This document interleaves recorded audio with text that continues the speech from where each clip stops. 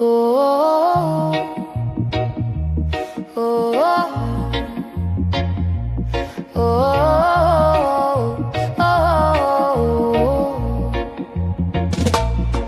Edges lay, hoop swing, lip gloss and a laugh. I walking like Sunday, but I've been through some wrath. They see soft, see sweet, figure I'm easy to bend. They don't see me in the mirror trying to hold my own head. Don't let my smile fool you. I've been breaking in the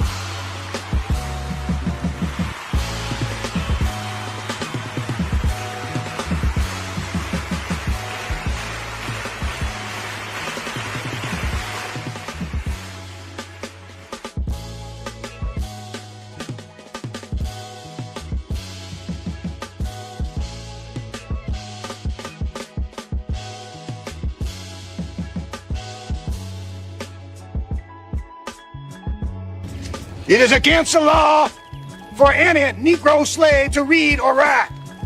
Now, you want to learn? This is what you learn. No! Joe, get a bucket of water, some rags, grease, and bind him up. Yes, sir. Don't worry, you'll heal. Only old man. So will Dealey here. You and Dealey gonna make me some good strong chillin' to pick my cotton. Now, you'll be fine now that you learn your lesson. You learn your lesson, boy? Boy, I'm talking to you. Boy! Yes. Yes, what? Yes, sir. I learned my lesson. I learned my lesson now. All right, get along now. Got to get ready for work tomorrow. For next year's crop.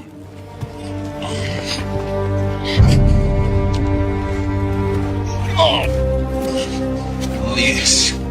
I learned my lesson now. I learned my lesson. Ain't no bottom to the lesson I learned. No bottom at all. No! No bottom at all. My lesson ain't got no bottom to it. It stands on its own 2 feet. That's A. This is B. Remind me of my wife. Guess I'll be looking for her again soon. What the? This is B, Joe. This is B.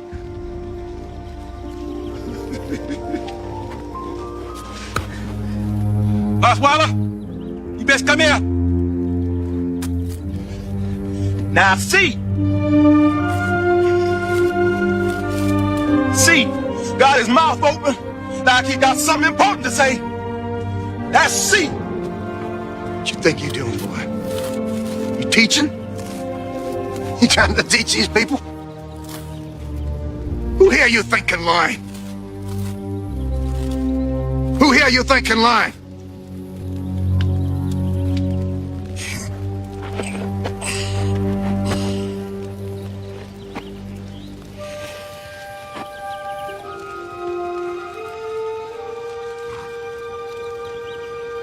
Give me my gun, boy.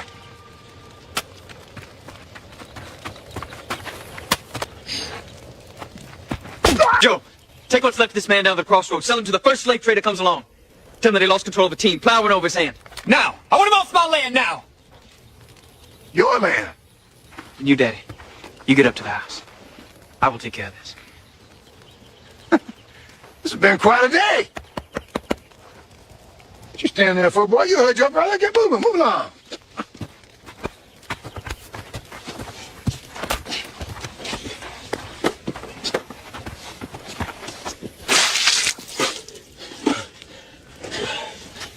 Get him out of here, Joe.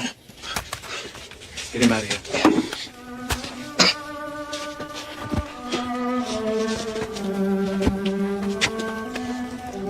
Old man say, when you lose one hand, the other one gets stronger. You the other hand. Now, girl. You know what you got to do?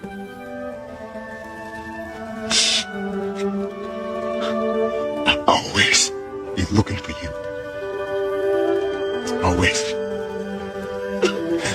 Always. Always.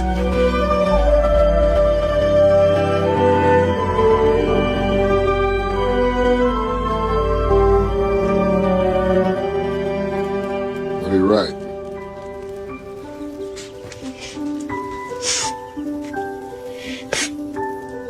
John. It'd be John. John, what he wrote. Sit down. I want you all to sit down. Mr. Waller, Claire. we found 2 passes written in 2 different hands. The slave who wrote one has been sold, so tell me who wrote the second pass? And one slave who could write got 2 others free, and I'm not about to let one more ruin the rest, so you tell me who wrote this pass? If the only way to get the one that I want is to kill you all, then by God I will! Now you got to tell me who wrote that pass! What do you come next, Mr. Waller? Girl, sit down. He won't shoot you. Girl, sit down. He won't shoot him. He won't shoot any of you. Piece of paper up at the house that says you're worth $500, old man. He's not going to shoot $500 dead. But he wasn't worth $50. You're worth $200. You're worth $400. Nathan, you're worth $6. And you, Dilly, you're worth $1,000. He's a rich man, but he ain't got no money. You all he got. You his wealth.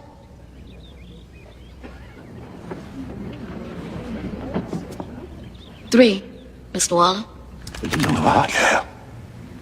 You know enough to write a pass? How you come to learn all you know? Just heard you talking your business at the house. Well, you know so much you must know that you ain't worth nothing to me. I'm worth more to you than you know. I know something Miss Waller been meaning to tell you. Don't I, Miss Waller? What do I have? Miss Waller don't speak for me, ain't you, Miss Waller? 'Cause if you don't speak to Mr. Waller for me, I'm gonna speak to Mr. Waller for you. What could you possibly have to say for me?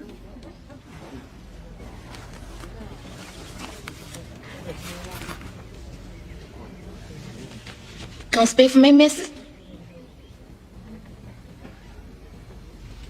Shoot her, Cleo. Not before I hear what the gal has to say. I can tell you. The girl knows who's responsible for the past that let the slaves escape. I am.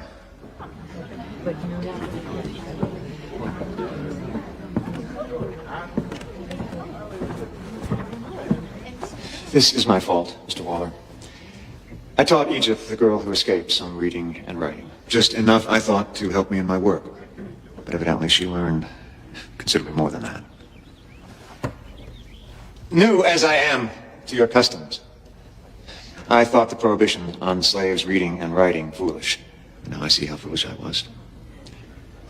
And how vital it is that their ignorance remain absolute. I take full responsibility, Mr. Waller, and I will make up the loss to you and your brother. Well, come along, Cleo.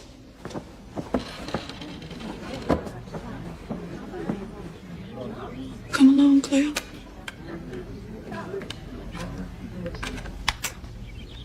Cleo, I want that girl sold.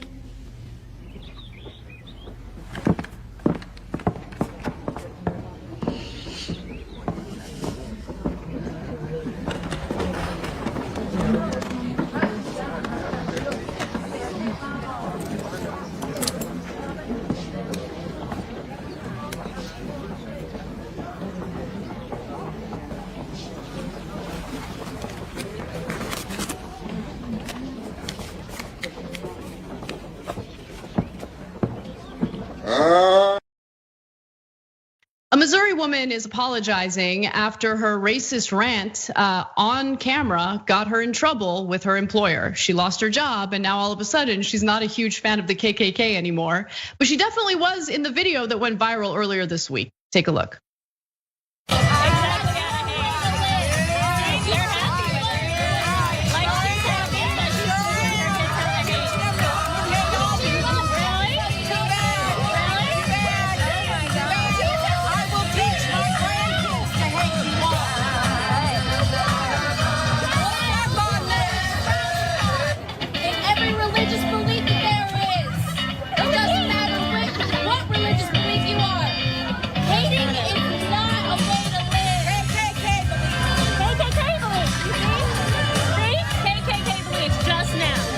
All right, well, that was classy.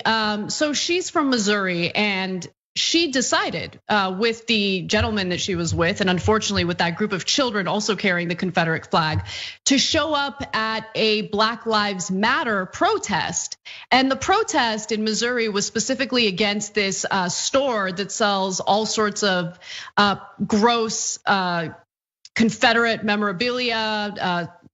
And the owners of that store also have a past with racism and all of that. So what's just amazing is that she was so boisterous and so proud of herself in that video. And now all of a sudden she's changing her tone, telling the local TV station Ozarks First, I wasn't saying I'm KKK or for the KKK. I was mocking them because I don't like being called a racist. I didn't understand that the Confederate flag meant hate. I don't understand the whole history of the Confederate flag, but I'm learning. Okay, well, so then there's my favorite excuse of all time. She said that she blacked out and didn't know what she was saying. Okay, wait a minute. Did you also black out when you were buying the Confederate flag earlier? And did you also black out at another time after you bought the Confederate flags when you were decorating your truck with all the Confederate flags. And so, in which case, I gotta say, I agree with your employer even more, because God, if you're a serial blackouter person, are you gonna black out at the job over and over again? I don't know, man. I started yelling at the customers in the most vicious, horrible ways. Why? I blacked out again for the 12th time. So, okay. Now, in terms of, I didn't know the history of the Confederate flag. I'm learning. Then why did you bring the Confederate flag and rub it in their face if you didn't know any of it? And why did you say, if you notice in the video, she said about the Confederate flag, suck on this, okay? Mm-hmm. And in case you couldn't hear, when they were talking about religious beliefs, the Black Lives Matter protesters, she said that she professed to KKK beliefs. But to be fair, that was the 28th time she had blacked out. Although maybe she might mean something else with blacked out. And then earlier she had told, and this is actually, I think is the most disturbing, I'm gonna teach my grandchildren to hate you all. Mm-hmm. So is she having a come to Jesus moment? Of course not. Did she actually not know what the Confederacy stood for? She thought they stood for banana cream pie, but it turns out they stood for slavery. Who could have known? Nobody knew. When she was Googling it, she blacked out, so she couldn't tell. She thought it was. When the Speaker of the House gave me that letter kicking me off my committee, I tore it up because he's expelled me. What else can you do? We have nothing to lose, black folks in the South. It's time to rise up. It's time to let them know that we're going to fight like hell against this new Confederacy, and that the only thing we have to lose are our chains. Now is the time not to be intimidated, not to try and play patty cake with fascism, but it's time to fight back with every tool that we have and to make it uncomfortable, to hurt them economically, and to wage a battle that future generations will be proud by what we did in this moment. Kept going around the block. Yeah. I know, when I came up, it's like, you gotta go over there. I'm like, go where? Yeah. I'm like, listen, I ain't from here. Yeah, no, it's really good. This is awesome. Crazy. Yeah, anyway, just bring that out.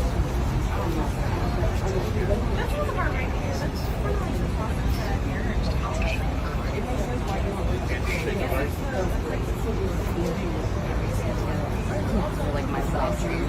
And then We're gonna start here. Everybody here to sign the recall petition. That's right. Letting Jeff Landry know we not playing. This is serious.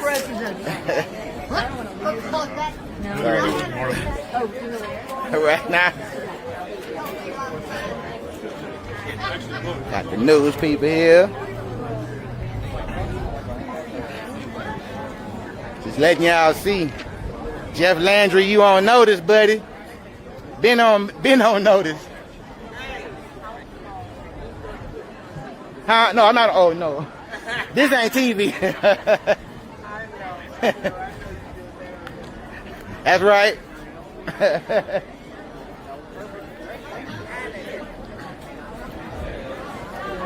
Very diverse.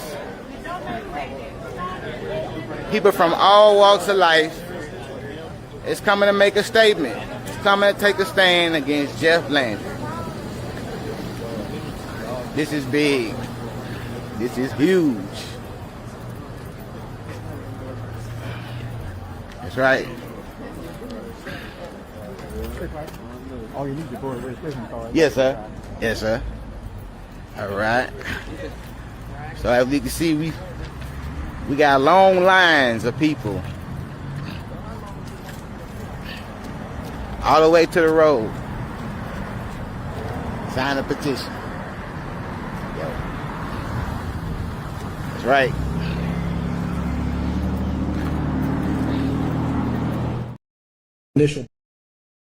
Initial bond at 1.25 million.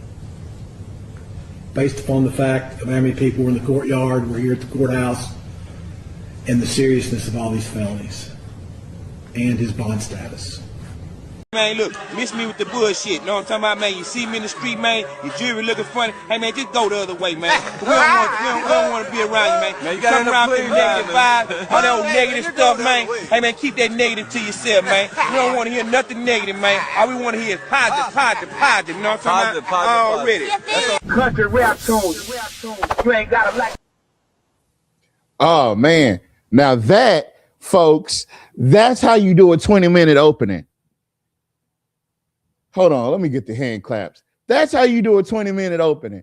Everything that I wanted to say has already been said, but we ain't even got to do it. We ain't even got to do it, folks. Welcome to the dopest, probably the best live stream in Alexandria. Listen. Today I had a conversation with some friends, and we came to the conclusion we are the only ones in the whole city, in the whole parish, hell, in the whole region that's doing the things that we're doing. We may be few in number. Oh, but that impact is heavy. Right, Curtis? Or should I say Curtis's mom? Right, Curtis's mom? That influence, that sphere of influence is, man, you can't touch us with a 10-foot pole, and we got y'all to thank for it. So we got to do applause for the audience. Oh, I got to turn down. Hold on. Standing ovation for you guys. Without you all, there wouldn't be a reason for us to be here.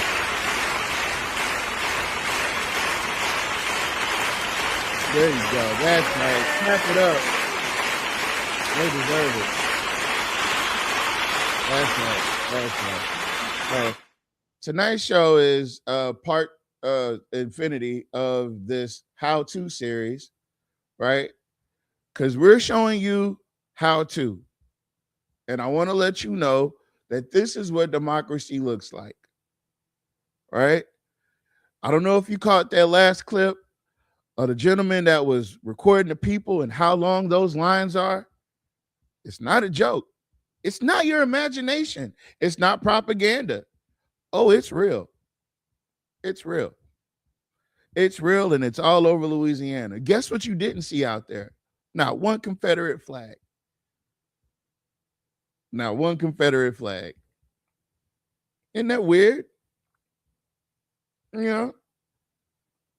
All these Republicans and not one Confederate flag. All these Confederate, they used to call them neocons. It used to stand for neoconservative, but they changed it to neo-Confederate. Yeah, not there. That's what democracy looks like. Well, to say what's up to everybody again. Welcome to the show. Gave y'all plenty of time to grab your popcorn. We're going to be talking a lot about a lot today. Simply because there's a lot to talk about.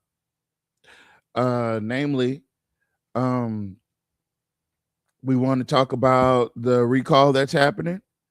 As you can see, I'll run that clip back for you guys, but you can see it's working. I'll play the show. Kept going around the block. I know, when I came, I was just like, you gotta go over there. I'm like, go where? Yeah. I'm like, listen, I ain't from here. Yeah, no, it's really good. Crazy. Yeah, anyway, we'll just do that.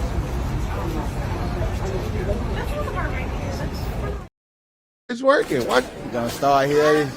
Everybody here to sign the recall petition. That's right. Letting Jeff Landry know we not playing. This is what democracy looks like. When the people show the people in power that there would be no power without the people. You have to let these people know that. Sometimes when you let power go unchecked, see, absolute power corrupts absolutely. When you give somebody the reins to your well-being, they're going to assault you. You're going to get abused. You're leaving your well-being at the hands of someone else with no involvement. You are giving over your power to them to do whatever it is they please. So let's talk about a little about who exactly is getting all this power. Wink, wink. The data came back that over 90% of the payroll in East Baton Rouge Parish was paid by white men. So if the majority of the payroll is paid by white men, who's free? And freedom means that your resources are coming from people who look like you. The beautician, the barber, the mortician, the preacher are 4 positions I can tell you right now within the black community. Those black people are free. The majority or all of their money comes from black people. Who else? Are you sharecropping? Now, that sounds hard. I keep saying, I started this video by saying America is a plantation. And if I keep everybody as a sharecropper, where you concerned about what you say or do, because if I say too much, he gonna kick me out off this land. I ain't gonna have this job. That's sharecropping by another name. If I don't let you unionize on your job and your job can't come together to make you get better wages, you live in a right to work state. Right to work means that the people can't come together and get a union against the person who owned the company, right? I keep saying America's a plantation.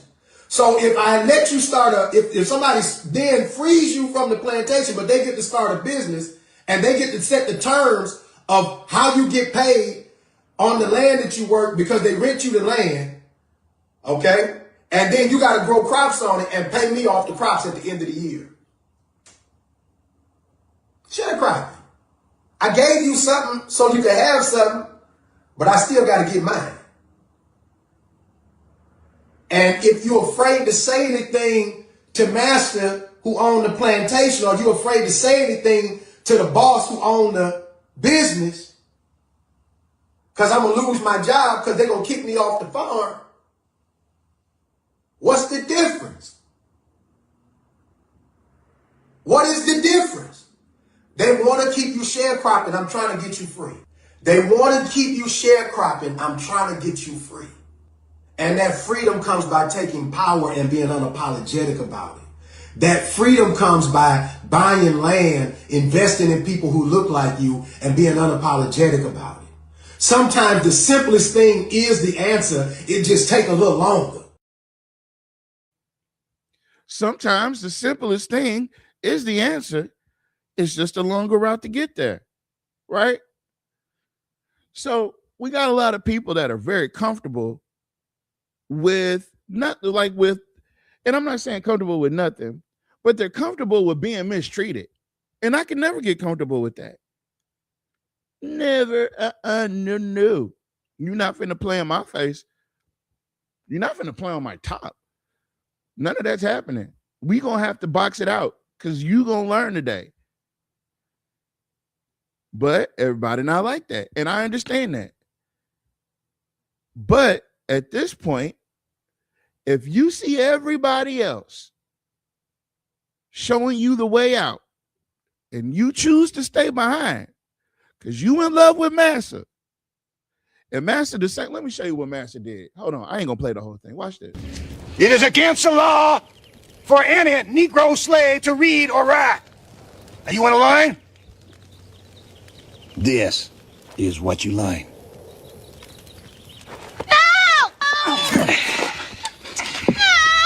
Joe, get a bucket of water, some rags, grease, and bind him up. Yes, sir. Don't worry, you'll heal. Morning, old man. So will Dealey here. You and Dealey gonna make me some good, strong chillin' to pick my cotton. Hey, you'll be fine now that you learn your lesson. You learn your lesson, boy? Boy, I'm talking to you. Boy! Yes. Yes, what? Yes, sir. I learned. He learned his lesson, and then he proceeds to teach everybody how to read right there on the spot. That's what we need. That's the energy that we need.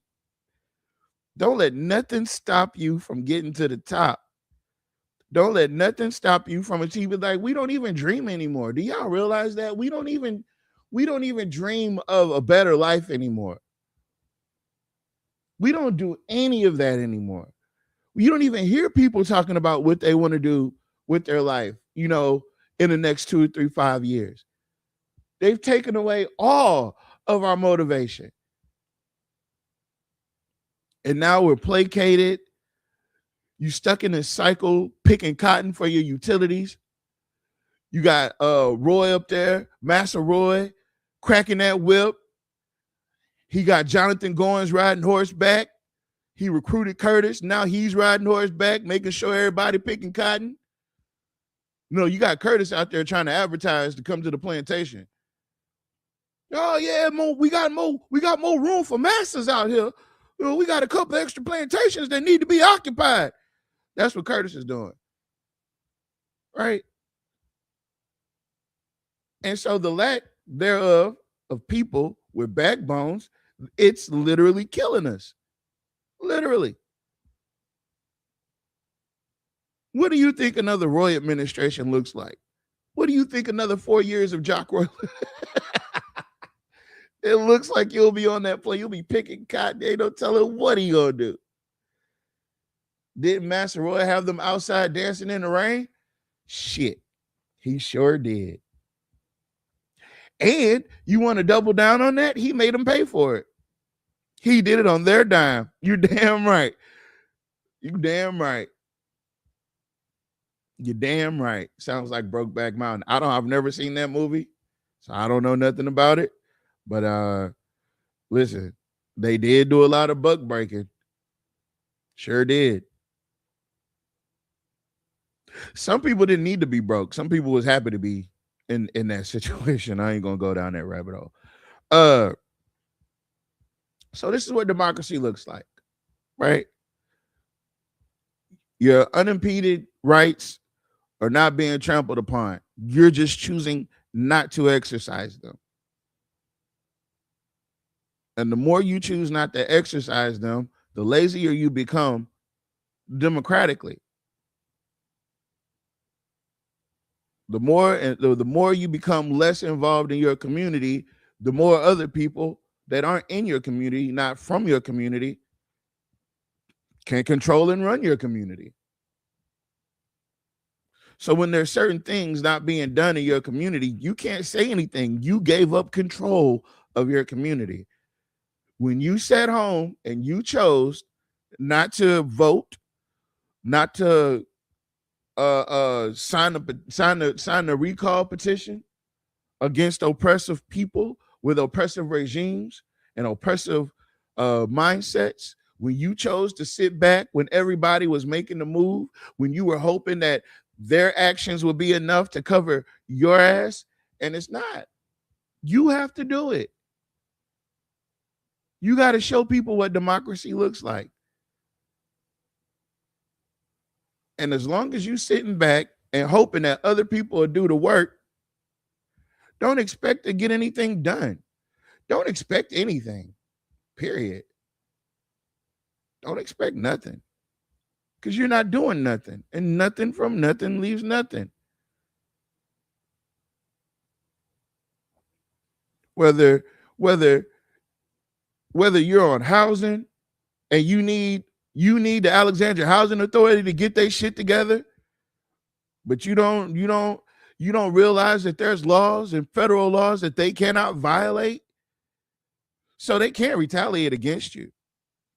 That's a state law, right? Hold on, we got Brother Nat. What's going on, Brother Nat? What's going on, man? How y'all doing today? Oh, champ, we in it. Hey, listen, I want to talk about this recall. If we can. And it's going to be an opinion that some may not like, but it's needed. And Grandmama always says sweep around your own back door first, or front door, somewhere like that. I want to know in Alexandria, are we just wave riding, or are we really trying to make a change? Because see, after the wave subsides and goes somewhere else, what are you going to do while you stand on the beach right there in your own yard? You understand what I'm saying? Are they willing to make a change in Alexandria, Or are they just ride the wave right now because this is the new fad? Or we doing this, we doing this. But in Alexandria, we don't have that same disdain for the people that treat us bad on a daily basis. This man is trying to put $80 to $90 million in something that don't benefit District 1, 2, and 3. Where's the anger in that? Nobody's not saying nothing. And like y'all said about the gerrymander, that he gerrymandered to make sure it don't go in District 2. So and he done the same thing. So why we can't be angry at him like you angry at Jeff Landry? Is it that some of us killing him? I don't know what it is, Tomorrow, but the wave riding stuff to me is sickening. Are we willing to make the change here also? Or we just gonna say, we gonna let Jack Roy vote, get on back in office? That ain't, Jeff Landry don't control the brown water. Jack Roy does. Jeff Landry don't control the high utility bills. Jack Roy does. He's over all that. So the wave is a good wave to ride. What happened, that lady said, after the rain, or pain, whatever it is, what we do then? I think what it is, and what it ain't, what it is that at some point, these folks is going to have to see for themselves what inactivity will do. If you are being inactive and not taking an active part in manifesting your destiny will be manifested by someone else. When you hand over the reins to someone else to control your waking up, you're going to sleep, you're coming in, you're going to work. When you let other people dictate how you use your time, how much time you get with your kids, when you let somebody dictate that to you, instead of taking an active role and taking control of your destiny and your family's destiny and your household destiny, you don't win. You letting other people control how you're the outcome of your story. And when you got the prime example, these people look. Kept going around the block. Yeah. I know when I came up, it's like you gotta go over there. I'm like, go where? Yeah. I'm like, listen, I ain't from here. Yeah, no, it's really good. Crazy. We're gonna start here. Everybody here to sign the recall petition. That's right. You're not willing to do the work, don't expect to get the results. Exactly. Well, nobody had that. Go ahead. It's like what you're showing it tomorrow is what could be done here. We can't be pro-black and pro-right on the state level, and we ain't pro-right on the local level. This shit just don't add up. It just don't. And and as far as I'm 100% with the recall. Don't think I'm not. I don't want nobody to think I'm not. What I'm saying is, if you get it done on the state level, you need to try to get it done on because you have a master of the plantation and you got an overseer. Jack Roy's your overseer in Alexandria. You need to be trying to cut the legs off that horse first. That's just me. Because if the masters leave the overseer, you still got somebody over you. He's still gonna treat you the same old way. Yeah, the master did, boy, but I still run this here. You see what I'm saying? Ms. Jeannie she said at this point, starting at the top may give the bottom the message that is needed. But I don't think any type of negativity should be directed at the efforts of the current recall. Now, this is a statement that may not be well taken, but it's my opinion. And it's granted. No. It's granted. No. We're not, it's not a negative message that we're conveying. We're just saying, if you're going to do it on the state level, damn it, do it on the local level. I get what Nat's trying to say. He's saying that everything that they're doing with Governor Landry, all the noise and everything, the recall, we could have did that with Mayor Roy, but currently we cannot do that with Mayor Roy. We can't recall him. The only thing we can do is vote him out in November. Okay, but we don't even step up to the stuff that he do. You go to that city council meeting. How many people in Alexandria do you see there? You can't. Well, you can't make them do nothing. You know that, right? Well, okay, then. Well, who making them sign this recall then? That's their choice. Oh, so they're riding the wave. Yeah, that's their choice. Okay, so I get it. We ride the wave. Over 18 has a choice. So we ride the wave now. Yeah. So after. Okay. So after the wave over, go on. Hold on. So after the wave over, we just go back to getting treated like shit in Alexandria. Well, here's the thing, right? So the wave doesn't subside until October. And what comes after October? November. And what happens in November? Elections. Okay. Now I get what you're saying, but you frustrating yourself, trying to no. And Elliot, but they paying attention to what's happening in Baton Rouge. We get it, but you can't make people.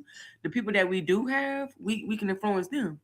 Maybe they can influence others, but that's all I see for now. I get what you're saying, I'm with the recall. I'm totally with it. But boy, after the pain and after the rain, we still here. No, and we still drinking brown water. Wait now. You only got a couple weeks to stay there. So the wave doesn't actually subside in October, because in October we find out whether or not there's enough signatures to recall them. That wave doesn't die. That wave rides right on over to November elections.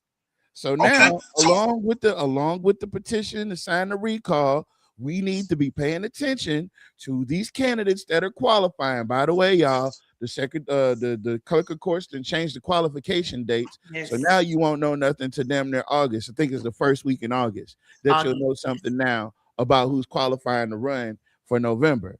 So this rolls right into midterms. Your midterms is in November. Your election for your mayor is in November. Your election for your city councilman at large is in November. Your election for the city council for District 4 is in November. The what's the other one? 422. Gary Johnson is up in November. Yeah. So you got to ride the wave until success. Don't stop with the signature on a recall. Get out there and vote. Vote in November. Finish the job. That's what it should be. I guess that's the angle. Finish the job. Yeah. Because when we do this mayor thing, every black person in Alexandria gonna be separated. Every black person, we're gonna have 10 black people in there in the race against Jack Roy instead of the people. Understand what I'm saying? Instead of these same people saying, hey, we just gonna get behind one candidate. Come on, black people, don't do me like that, huh? All I'm saying is we hypocritical. That's all I'm saying. With us being the buzzsaw that we are, do you really think that there's going to be a fake black candidate brave enough to withstand 5 months of straight heat? As soon as I put my CPAP on and go to sleep at nighttime, yes, I do. Oh man, I believe it too. I ain't gonna lie. But at the end of the day, we gonna be able to burn them away. They're gonna like now. This is a tipping point. Oh, she back. This is a tipping point, right? So now everybody see everybody else getting. You know how when black people see people running and they take off running behind them and they don't know what we all running for, but they know we know to run. Yeah, that's what this is. That's what. But John, and I don't want the people to take it wrong, but like I said, come on, black folks, don't be hypocritical. Don't do that, because you're making it. I mean, if you could do it on the state level, we can get together and do it on the city level. That's all I'm saying. Finish the job. After when October hits, they don't care now. Counted, and them signatures get counted. Finish the job. Go early vote. And I think it's more so because state level is more attention. You know, that way it's more popular than it is city level. So, you know, I feel like that's, like y'all said, it's the wave. It's just the wave. It's low-hanging fruit, if you ask me. It's low-hanging fruit because they don't have to see Jeff Landry every day. All right. But Jeff Landry does control a lot of things, though. Jeff Landry does control a lot of things, though. You know what I'm saying? Yeah, and it trickles down. Another thing that you have to pay attention to this. This is also not just here. This is across the world. The world is looking at Louisiana, not just our 50 states. The world is looking at Louisiana. Oh yeah. So it is very hot right now. Oh yeah. So once again, we riding the wave. We ain't trying to we can't clean the whole house but Nat, that's what they want to do. That's their prerogative to do that. That's what I was telling you. We can't That's their prerogative. We just got to do what we got to do. Mm-hmm. Yeah, y'all trying to trick me now. Now y'all trying to cross me. You can't make these grown people. You know what I'm moral saying? of the story is that what we're looking at is democracy. People need to see the example. Yeah. And if you have to make a big a big stupid sound, hey everybody, look, this is what democracy looks like, and then people can replicate it. That's how movements start. I'll do anything to support the recall. I promise I will. I would do anything I support the recall. I don't have nothing against it. I don't have no negative against it. You gotta realize that a lot of people aren't as a lot of people are show me people, right? Everybody's saying something, but people like show me what democracy looks like. And them two young ladies in Baton Rouge are showing the entire world what democracy looks like. The entire world. So maybe, and I feel strongly about this part, that's gonna roll over, because the same reason that people are mad at Jeff Landry is the same reason they should be mad at Jock Roy, because he did the exact same thing. Exact same thing. That's all I'm saying. I feel you. That's what I'm saying. That's all. Some people don't know what to do. And then the timing of everything happens in good time. Everything happens at the right time. Everything. And I know for a fact that all the impact that we're having across this central Louisiana area, and as much attention as these white people are paying attention to what we're saying right now, oh, this ain't gonna be your typical, this ain't gonna be for the weak. Jock is already folding. Jock is already folding. Jock had to come up with the reignite plan just so he could be engaged enough to not talk about the high utility bills, about the brown water. He's not, you think when he goes out in public, he's going to talk about any of that? No. He brought you the reignite plan because we're going to blow $80 million on some bullshit that we blew $80 million on before. You know? Reignite plan is some Brokeback Mountain characters. That's what he's doing. And that's, listen, boy, that's why I try not to call in that much. I'm like, kind of angry. It ain't that I'm angry, but if Jock Roy done the same thing to us on a city level, what was the outrage? Or did they understand it? I don't think they understood it. Now, if they didn't understand it, I don't think everybody understood the implications and the impact. I'm gonna be honest with you. If that's so, I understand. Yeah, if that's the case, I think they get it now. Now that it's on a big screen. Yeah. I was about to say that. Nobody. Yeah, now it's all over. It's plastered. Just imagine if the recall efforts that they were trying to bullshit and do in Alexandria a couple years ago. Just imagine if that wasn't just on KLAB, it was on CNN. Everybody been getting played by Jock Roy for 16 years, so you can't be mad at them if they not paying too much attention to him. You know, because they like, well, you know, he ain't gonna get, you know, he gonna get elected. You know the one thing Jock has never experienced in all of his political career? A defeat. He ain't never took an L. True. He never took an L. Y'all never brought him an L. Y'all never showed him that he wasn't fit. Yep. Then that's why he got all that confidence right now. That's why he's stepping on y'all. Yep. You know, like I said, I tell people, I hope listen, they mad, but that's all I was trying to get them to see. Exact same thing happened here. But like I said, if they didn't understand it, They didn't I see wish the they just implications. They didn't see the damage it was doing, and they didn't see the bled and died. They bled and died, and then come to find out they bled and died. Yeah, but them white folks don't give a damn about them people that's dead. He sat up there and did all that monkey shining for nothing, just for the city to do the shit that the state end up doing too. And guess what they did? Revoke You're not allowed to have a speech like that once you sold your soul. Yeah, exactly. There you go. You can't And speak see, on that's nothing that what has to do once with you done civil sold rights. your hole, Period. you can't sit down no more.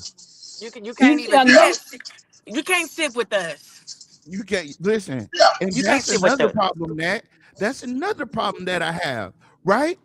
These mother truckers done showed us exactly who they was. And somehow, some way, they wiggle their way back into fucking relevance. And they always try to put themselves in a position where they have to be the ones that you got to go through to get anything done. And I'm so sick and tired of it. So when I say these names, when I tell you about Jack Hinton and how if there is another NAACP, he shouldn't be a part of it. He should be banned. That's right, folks. I'm saying it here first. I don't care about the whole he should be banned. Yeah, you heard it here first. Jack Hinton is the one that brought the original Chud the Builder. What's his name? Senator Clay Higgins. Jack brought Clay Higgins to the NAACP. Let me show y'all Clay Higgins. Screw that. I don't even gotta explain it. I'm gonna show y'all Clay Higgins. I'm gonna show y'all some of this outrageous. And in these recent years, as recent as last year, we've seen Clay Higgins in action. And he's always said some racist shit. And so we were trying to figure out why in the hell did the NAACP Alexandria chapter president invite him to be the keynote speaker at the state convention? That got you banned automatically. Like if there's any chapter of the NAACP that starts in Alexandria, if y'all let Jack Hinton in, who else was a part of that? Tony Brown? Shit. I don't care. The truth is the truth. It's Free Speech Friday. It's Free Speech Friday. And we know these people sold us out the river before. So if you let people like, what did Stephen Sharp do? What did Clarence Reed do? What are you doing? Why are y'all? Don't let these people back in. You can make decisions without these people, and just because it's on a flyer, don't make it true. But at the end of the day, y'all gonna be friends with these people. I'm not gonna fault you for it. But if you let them people back in and expect success, then I'm gonna fault you for that. I'm gonna hold you accountable. I'm gonna hold you accountable. I'm gonna say your name next. And I know ain't nobody worried about us saying their name, but I'm gonna say your name next. You was a part of the problem. All y'all that keep letting these people back in to screw y'all back over is a part of the problem. If them people told you who they was in the first beginning and you said, oh, I don't know, and they sat there and bombed everything you were working on, use the NAACP to steal money from people that were just volunteering, and then dive bomb the NAACP, and then disappear and start a whole new company and act like they're a part of the fucking community. No, you don't get a pass. No, we're not. Dude was showing dead bodies on live. Like, I can't get that stuff out of my head, honestly. That's because that's what they're about. They were being paid by the Republican Party. Y'all don't understand. Man, why he ain't used to be what he do now. He definitely was just doing crime scenes and stuff. Yeah, since he get paid to be political, he get paid now. But don't bring that shit. Don't bring that shit to YSKT. We don't get paid for stuff like that. We don't do no type of promotion. You got to get it on your own. This is a free show. It's Free Speech Friday. We don't have no sponsors but us. We've been over 9 years and ain't going nowhere no time soon. And if we do get put off of Facebook, I guarantee you we're gonna pop back up on YouTube. It don't matter. You can't stop the truth. You're not gonna stop the truth. And it could be with 1 listener, 2 listeners, 3 listeners. It could be with just us. We're still gonna make the content. We're still gonna put it out because we care about the people getting the information. Point blank period. Point blank period. Let me show you Clay Higgins. Let me show y'all Clay Higgins real quick. Let me show you his racist ass that Jack Hinton brought up to the goddamn NAACP meeting.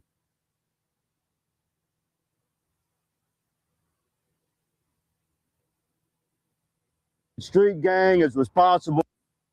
The Gremlin Street gang is responsible for hundreds of violent crimes, murders, armed robberies, witness intimidation, burglaries, drug trafficking, extortion, and brutal beatings. We've arrested 10 of these thugs and have warrants on 7 more.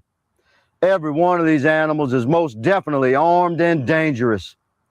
Darren Carter, Aaron Carter, Travis Cooper, Cody Guidry, Jaron Diggs, Kirkland Demichet, and Jonathan Landry. We have felony warrants for your arrest. You will be hunted. You will be tracked. And if you raise your weapon to a man like me, we'll return fire with superior fire. Darren Carter, you think men like these are afraid of an uneducated 125-pound punk like you that's never won a fair fight in your life and holds your gun sideways? Young man, I'll meet you on solid ground anytime, anywhere, light or heavy. Makes no difference to me. You won't walk away. Look at you. Men like us, son, we do dumbbell presses with weights bigger than you. And the convicts in jail, most of those men are good people who just found themselves crossed with the law. They're not evil, and they don't respect you or any punk like you. They'll toss you around like a rag doll. I encourage every citizen watching this to look into your own heart and find the American courage that conquers all evil. I implore you to listen to this message and stand up. Take back your streets. Take back your country. Come forward with information about these heathens. Take back your streets, thugs, animals. What other descriptive words did he have for black people that haven't even, I thought you were innocent until proven guilty. These people haven't even stood in a trial yet. You see what I'm saying? So is that who he invited to the NAACP meeting? That's who he invited. Let me show you some of his work. Let me show you some of his work in Congress. You know, the one person that voted against the Epstein files being released, it was him. That was him. Oh, what? Yeah. Yeah. Yeah. Say it again. He voted against the Epstein's files to be released. Oh, that's because his ass up and down. Nah, he's not up in there. He loves Trump. Yeah. You know, he's a Trump supporter, right? So if he's a Trump supporter and he's cool with Jack, what do you think? They're Republicans. Here's what you got to understand. Louisiana is the testing ground for Donald Trump. Breaking news now. Hold on, I got you. Now, the bill to release the Justice Department's files on convicted sex offender Jeffrey Epstein now headed to President Trump's desk. And after months of opposition to it, he now says he will sign it. Both the House and the Senate moved to swiftly approve the bill today. Eyewitness News reporter Rob Hayes joining us now with the breaking developments. Rob? Yeah, swiftly really doesn't do it justice. The House voted nearly unanimously, and the Senate essentially passed the bill before it even arrived in its chambers. Now it's up to President Trump to sign it, which could happen tomorrow morning. But there are still questions whether the entire Epstein file will go public. For months, House Republicans fought to keep the Epstein files buried. Today, the bill is passed. Nearly all of them voted for the Justice Department to release the files. A complete 180 coming after President Donald Trump encouraged them to pass the bill. This is not just about survivors. It's about every American who believes in accountability, fairness, and the promise of justice. Survivors of Epstein demanding the now sealed files be released, holding up photos of what they look like when they were abused. This was me at 14 years old. I was a child. I was in 9th grade. He stole a lot from me. And then this afternoon, a surprisingly quick move by the Senate. Senate Minority Leader Chuck Schumer requesting unanimous consent. The Senate has now passed the Epstein bill as soon as it comes over from the House. And it automatically passes the Senate without any changes. Well, once that happens, the president would have to sign it. Democrats, though, pointing out that Trump can quite easily make the files public immediately. I want to remind the president as well that he has the power to release the files today.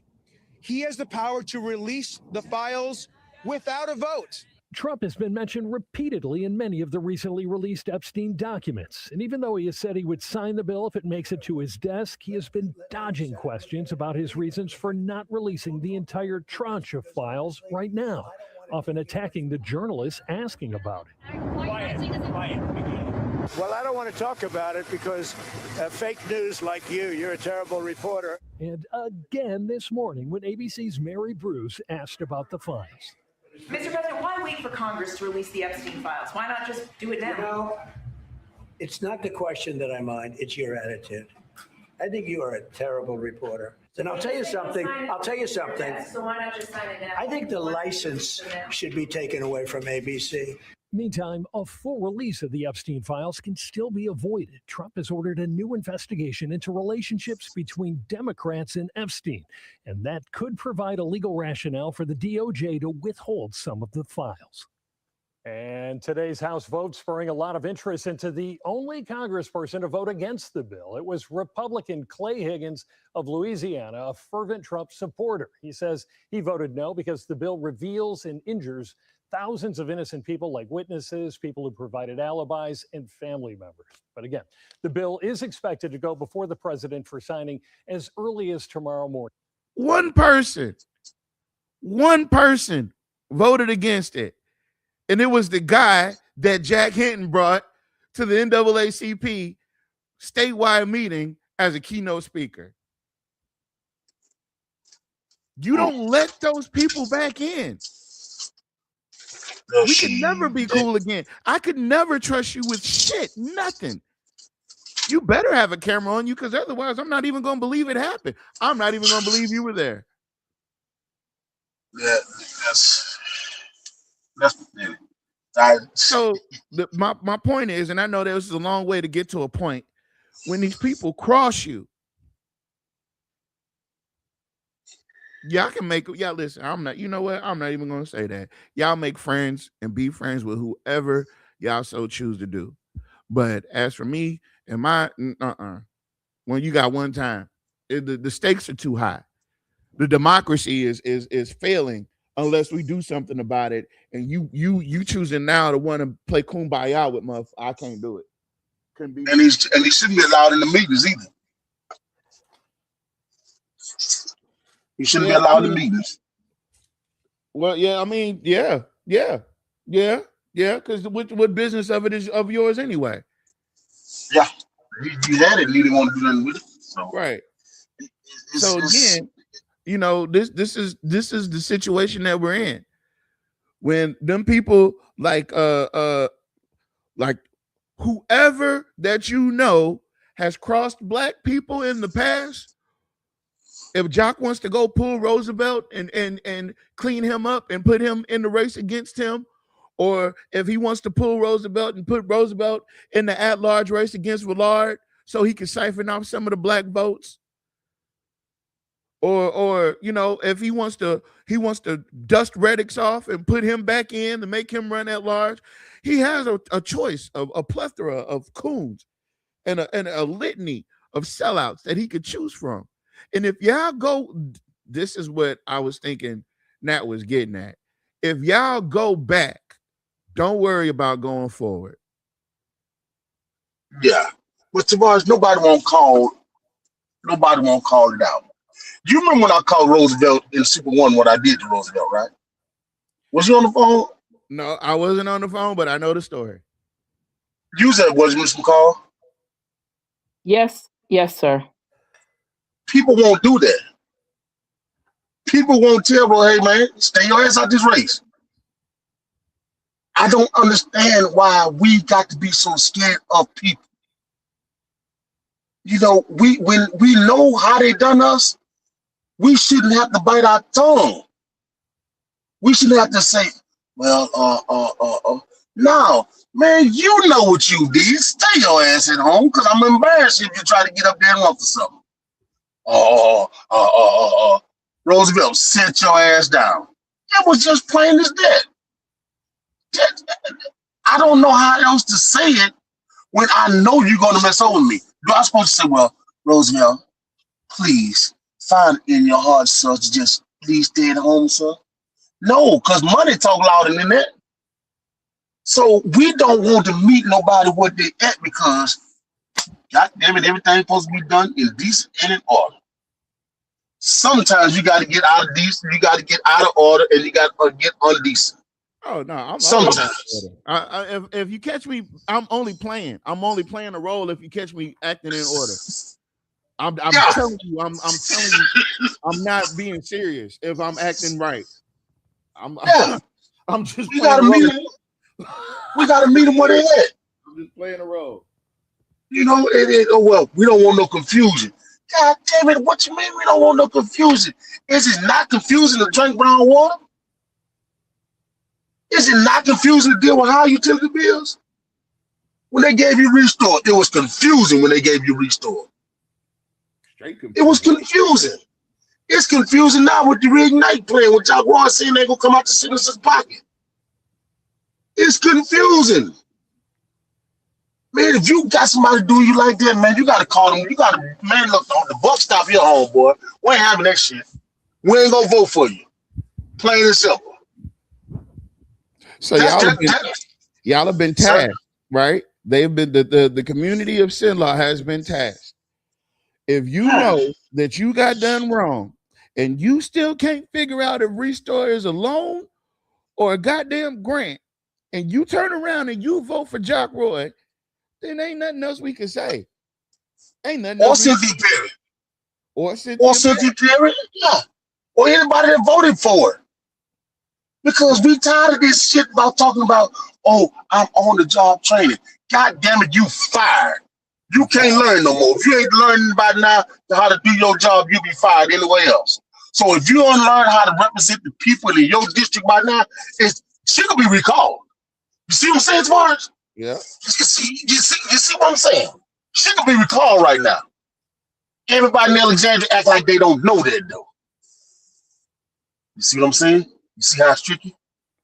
Video went viral of Congressman Clay Higgins removing an activist from a news conference outside the U.S. Capitol. It sparked many questions. Tonight we hear from Congressman Higgins, who issued a statement on the matter. Devin DeStefano has the story. What is your name? First, I'm Clay Higgins. I represent South Louisiana. Clay Higgins, All I'm asking okay. you to do is just peacefully stand by with your camera. And I promise you, look at me. I'll come talk to you straight up. I'll answer all your questions. Higgins said he was able to de-escalate the situation and was unsure why Capitol Police weren't there. But seconds later, the protester returned while Congresswoman Lauren Boebert was speaking. Higgins said it felt like a threat, so he took action. The results of Biden's failed foreign policy is absolutely astonishing. The Biden administration plans to surrender U.S. sovereignty to unelected bureaucrats at the World Health Organization. He then showed another angle, showing the protester trying to get closer to the podium from behind.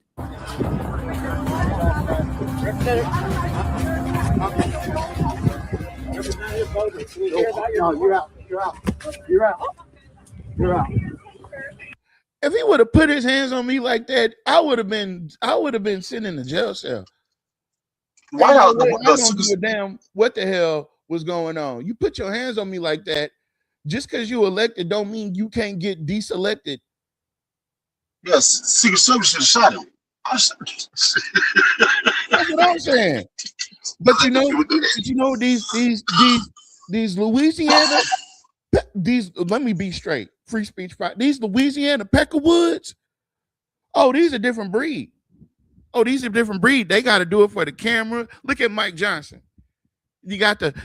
Hey Trump, hey, can you lower your zipper a little bit more, Mr. Trump?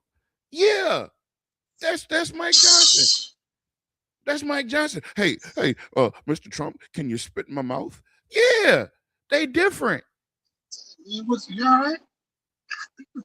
They different. And they don't mind being racist towards you. They're telling you that they're racist. They're telling you that they're doing the bidding of these folks.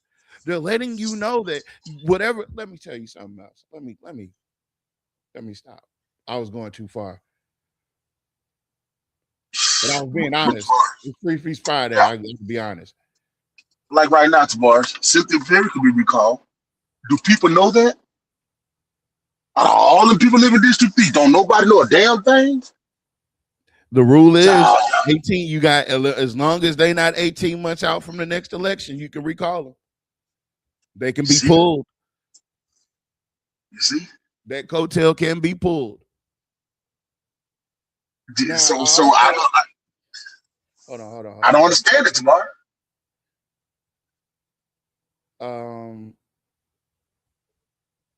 She is right in line to make sure the white power structure stays where it's at. And nobody ain't trying to make an example out of her. Come on, black people, y'all hypocrites.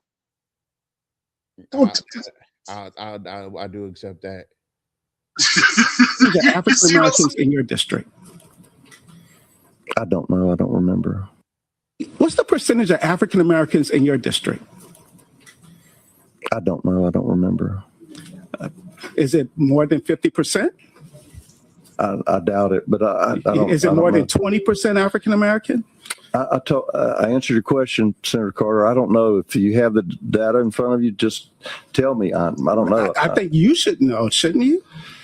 I don't know that we should care that much about race. Honestly, I think that's the whole point of the Calais decision is you're not supposed to use race in determining these maps. So if you're not supposed to focus on race, then what do you say to people that think is very racist to have legislation that eliminates Calvin Duncan, that eliminates the number of black judges in the city of New Orleans, that is now intended to reduce the number of congressional black leadership in the state of Louisiana? What do you do to those accusations that say, Senator Morris, this looks mighty racist of you?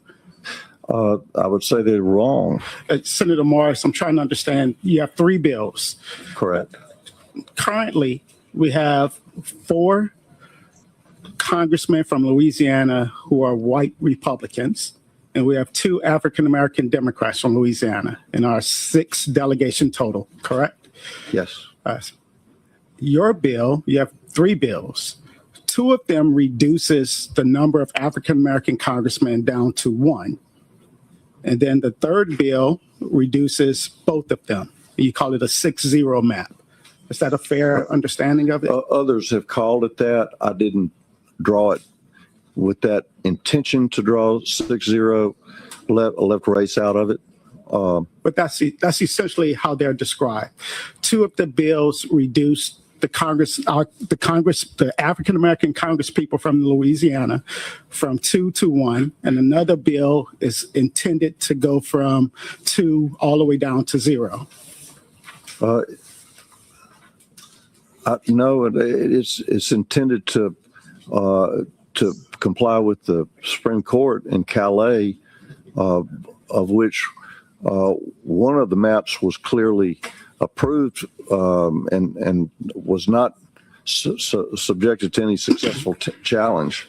Let me ask you this: 2022 map. Maybe I'm asking it wrong. I'm just trying to get an understanding of what the bills do. If I'm looking at your Senate Bill 121 and I'm looking at Senate Bill 130, both of those pieces of legislation will reduce the number of African American congressmen and Congress people in Louisiana from 2 to 1. Maybe, maybe not. It might reduce the number of Democrats, but not necessarily African American. Okay, if I look at Senate Bill 121, isn't it true there's only 1 district that will be majority African American if I look at Senate Bill 121?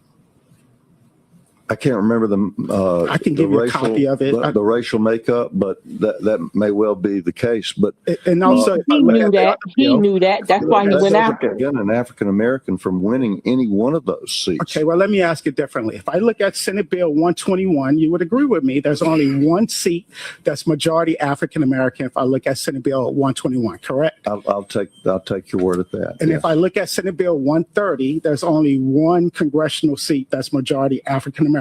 Do you agree with me? I do not doubt that. And then if I look at the other map that you presented, Senate Bill 116, there's not a single majority African American congressional seat in the state of Louisiana. Isn't that true? I'll take your word for it. Probably is. And so if we were passed if this body were to pass Senate Bill 116, there will be no majority African-American congressional seats in the state of Louisiana. And if either of your other two bills were passed, we will be reduced to just one majority African-American congressperson in the state of Louisiana. Right? Perhaps, yes. I asked you earlier whether or not the people need to be concerned about your legislation. Isn't it true you have legislation that has reduced the number of judges for the greater New Orleans area at the appellate court level? I believe you have legislation that's reduced 2 judges at the Fourth Circuit. Yes. I believe you have another bill that's pending that reduce a number of judges at the district court level. I believe it's 3, at least 5 to 7, perhaps even more district court level judges that you're seeking. You have legislation to eliminate at least 5 to 7 district court judges, if I'm not mistaken, right? Yes. And again, none of this is random, right? Let me run this real quick. I know I'm clipping y'all to death, but it's all in it's all out in the open now. I'm so fucking tired of white men cosplaying the apocalypse. The only fucking reason why we needed the goddamn Voting Rights Act in the first place is because of white men. I don't care that you don't fucking see the value in it. Neither did your great-grandfather. And that's the fucking reason we have it. It got passed in the fucking 60s. I am tired of it. I'm tired of fucking pretending that the motherfuckers responsible for us needing it aren't alive. They're alive, and you call them grandma. So no, white boy, I don't care what the fuck you think about the goddamn Voting Rights Act. I don't care. I don't care what any white person thinks about it at fucking all. Because the only reason we need any of this shit is because white people needed to be told in writing not to be awful. That's why. You guys don't like that part, but that's what laws are. They're telling you not to be a piece of shit. It's very weird that we have so many fucking laws surrounding race because white men won't fucking be better. They won't be better. They won't do better. It doesn't fucking matter what year it is. In the year of our Lord, 2026, we are still discussing the merits of black people fucking voting because you are not different than your fucking ancestor. And this is facts. Excuse the language. It's Free Speech Friday. So what can we do as an individual to get clarity on the current situation? Well, I'm so glad you asked, my dear. What's Tavares? Yeah. Tavares? Uh-huh. Black folks mad, but they're not mad at Obama. They're not mad at Joe Biden. They're not mad at him. They're not in office. They had a chance to make an amendment while they was in office. Am I right, Ms. Salida? Yes, they sure did. They sure had an opportunity. Nobody ain't do a damn thing. So why they mad now? To fight turn that act into an amendment will be part of the Constitution. And they tried it twice. And it got voted down by it was John F. Kennedy. I think he did it one time, and I can't remember who the other one, but it wasn't Obama. Because I thought that's what I kept saying when Obama got in there the first time. Well, why don't he go after Voters' Rights Act? Because they're going to strip us of that act, because it's only an act, and you have to know the difference between an act and an amendment. Amendment is part of the Constitution, and you have to fight to get an amendment changed. The whole thing. Every so often, go ahead. Go on, Mr. No, and every so often they go back and look at the act. Yep. If there was an amendment, they don't have to go back and look at it. Nope, because they can't it's touch in it. the zone. Yep, So it's part of the Constitution. Listen, I'm just being honest. If folks get mad, hey, they can't say I'm lying. But Bill Clinton, the first black president, he didn't go try to put it on the amendment to make it constitutional rights. Barack Obama didn't. The other dude, Joe Biden, well, as soon as Joe Biden got in office, he signed an executive order. 1-800, you can't touch it on me. Yeah, come on, man. Wait, and ain't nobody said a damn thing about that. They didn't look at the Voters' Right Act for the black folks. But he say don't touch my agents. We got to look at somewhere else besides the people that we load on us on. I'm just saying, Mr. McCall, listen, Mr. McCall, I'm just saying what I seen with my own eyes. Ain't no Democrat tried to make sure he got it in the Constitution. No Democrat or no Republican. So answer this question. Why the hell we voted Democrat and Republican? Been saying we need our own. I've been saying that for years. That's why that's why I don't understand. Let me tell you something. And this is my assumption. This is not even an assumption. This is my assertion. The type of power that you guys are talking about taking, we aren't prepared to handle as a group of people. Let me repeat that. The type of power that's needed to seize and stop this shit, we aren't prepared to handle as a people. We're not. We're not. So what we voting for? Oh, well, you can vote because it's a participation thing. If you don't vote, then you don't have a right to complain about anything if you're not voting. Okay, right? I agree. But in order to seize the power that'll make your vote matter to all, not just to a few, you got to be ready to listen. If you're not ready to die for it, I don't even think we should be talking about it. They tricked grandmama them. They tricked grandma and my papa them. They tricked them. But see, they had to die behind it, didn't they? Yeah, and they tricked them. We'll give you an act. Yeah, we'll give you an act. Grandmama and papa didn't know about it written in the Constitution. Yeah, if you not, it's some things, you know, these people, like he's saying, they cosplaying as these superheroes that are defending these rights, and you can't tread lightly or whatever they said. They're prepared. They no, I'm not gonna say they prepared. They have the system rigged in their favor, so they don't gotta get prepared. Right? And we can't rig the system until we do exactly what they did. That's the only way you reverse something is to you can't cancel, it can't go back to, if you're at -2, you can't get back to 0 without adding 2. So you gotta meet it where it's at, and you gotta equal force. So unless we're willing to do the dirty shit to them that they did to us, then we're not really ready to have that conversation. Now we could coexist. We could settle for the 75% good treatment as opposed to the 100% sovereignty.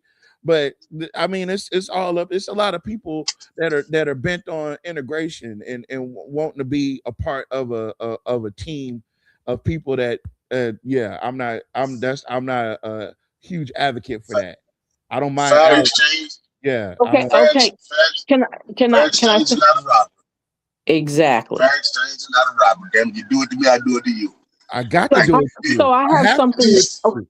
Okay. So can I say something? So what I found out was I was incorrect with my information. So basically it says here, the main reason the Voting Rights Act of 1965 was not turned into a constitutional amendment is because Congress already had the power to pass it as a federal law under the Constitution, especially under the enforcement powers of the 15th Amendment to the United States Constitution, which was race-based voting protections, and the 14th Amendment to the United States Equal Protection. A constitutional amendment is extremely difficult to pass. It requires a 2/3 approval in both houses of Congress and a ratification by a 3/4 of the state. Because of that, Congress often uses ordinary federal legislation when it believes the Constitution already gives it authority. Another major reason is lawmakers in 1965 wanted action quickly. Violence and voter suppression in southern states, especially events like Selma to Montgomery marches, created national pressure for immediate federal protection of Black voters. Passing a law was much faster than attempting a constitutional amendment. But over time, parts of the Voting Rights Act was renewed and expanded several times by Congress in 1970, in 1975, 1982, and 2006. But because it remains a law rather than a constitutional amendment, parts of it could later be challenged in court. That happened in the Shelby County versus Holder when the U.S. Supreme Court struck down a key enforcement formula used to monitor states with histories of voter discrimination. Some civil rights activists have argued that voting protection should be placed more directly into the Constitution to make them harder to weaken. But no voting rights amendment expanded the Constitution beyond the existing voting amendments has successfully passed Congress and the states. So when they came up with the 15th Amendment and the 14th Amendment, those are the things that they're trying to do by getting rid. This is more of Alabama, all these places where they're trying to get rid of all the Democrats and Black representatives, right? So once they get that, they'll have a 2/3 majority. They'll automatically have a 2/3 majority, right? So with Constitution. Yes, that's right. They can go after the Constitution. They can go after the 14th and 15th Amendment. Now, once they do that, but they also have the ratification by a 3/4 of the states, which that could happen because majority of the states they can go after to look for those votes are always going to be, they're going to be Republican states. That was the whole purpose of getting all the southern states Republican. Stacking the deck. And white. Now, Stacking the deck. Now. Yes, exactly. Let's talk about how this translates into what Nat was saying and what we've been saying. We're going to pick up where we left off on the last show. Right? We're going to the talk cliffhanger. about So you say the cliffhanger. What we talked about was the gerrymandering. And what and how they violated do? How they violated the charter. How they violated the charter. Even more, why they violated the charter. Now we're getting So why before you did start, they do I it? did have a question about the Voting Rights Act. So since it's an act, how do we get it to be an amendment? He just told you that. I was It's driving. gonna take Okay, two-thirds. I was driving. Thank you. Okay, so Pumpkin, this is what happened. Excuse me. Because Congress already had the power to pass it as a federal law under the Constitution, especially on the enforcement powers of the 15th and 14th Amendment. 14th Amendment says that equal protection under the law, right? The 15th Amendment says race-based voting protections. So the only way that they can change it, and they've tried it, is through a 2/3 vote of approval from both houses. This is the whole purpose of getting rid of our Democrats and our Blacks, okay? And they have to have a 2/3 approval in both houses of Congress and a ratification by a 3/4 votes of the states. So if you're making all the states Republican, that's a give me. That's why it's so they have to get rid of all the Democrats, Blacks and Democrats. But they actually are still violating the Constitution, the 15th Amendment. This is what they want to get rid of. See, if they get the 2/3 and the ratification with the 3/4, they can get rid of 14 and 15. So let me tell you how bumbling idiots operate. Thank you, ma'am. You're welcome. Idiots tried to make rules and make it more difficult for voters to participate. This is Louisiana, right? This is your boy Connolly, I think. Yeah, Cassidy. It's Cassidy, right? Bill Cassidy. Ain't that Jock homeboy? I don't know. I don't know all of that. Yeah, I think that's Jock's homeboy, right? So they're having issues now with this closed primary system, right? Let me talk about the problems that they're having with this closed primary, and then we'll move on. Senator Cassidy says no party voters are calling his office to say that they tried to vote for him, but they could not because they were confused by new election rules implemented by Governor Landry. Says the closed primary system has disenfranchised people from making a decision as to who represents them in the Senate. It's a terrible system for this election. They're shooting themselves in the foot. They're so busy trying to screw us over that they screwed themselves over. And just like in Texas, when they were trying to gerrymander Texas, yes, Texas got those seats. Yeah, they got them. They got those 6 seats, but they lost 5 or 12. They lost more seats than they gained. It was a wash. Matter of fact, they lost. So at the end of the day, no matter what happens, they're going to end up in a checkmate. And I understand, because this is what a democracy looks like. When the people show the people that are in power who really has the power, it all comes to all right. I might be saying too much, but let's go over here. I keep it simple. We redistricting all around the freaking United States every time we get a chance to matter redistricting and pulling power from the people. I get approached in stores saying, I don't see you no more. You don't represent me. Because, ma'am, I don't represent you because the district maps move. And I was brand new, didn't know the law and none of this stuff like that, but I knew it was wrong. It was wrong. And we're going to change them back to the way it was when I first got elected. That's only the right thing to do. I don't know all this lawyer jargon and stuff like that. I'm not a lawyer. I'm just a simple country boy from down Cheney. That's all I am. All I'm ever going to be. But we're going to get these maps back, boy. So when I knock on these people's doors again, they know who I am. So a lot of people think I deserted them, which I didn't have not. That's a whole bunch of people. I think it was 800 people. I don't have the numbers in front of me. But that's a lot of people. And so, so let's do what's right.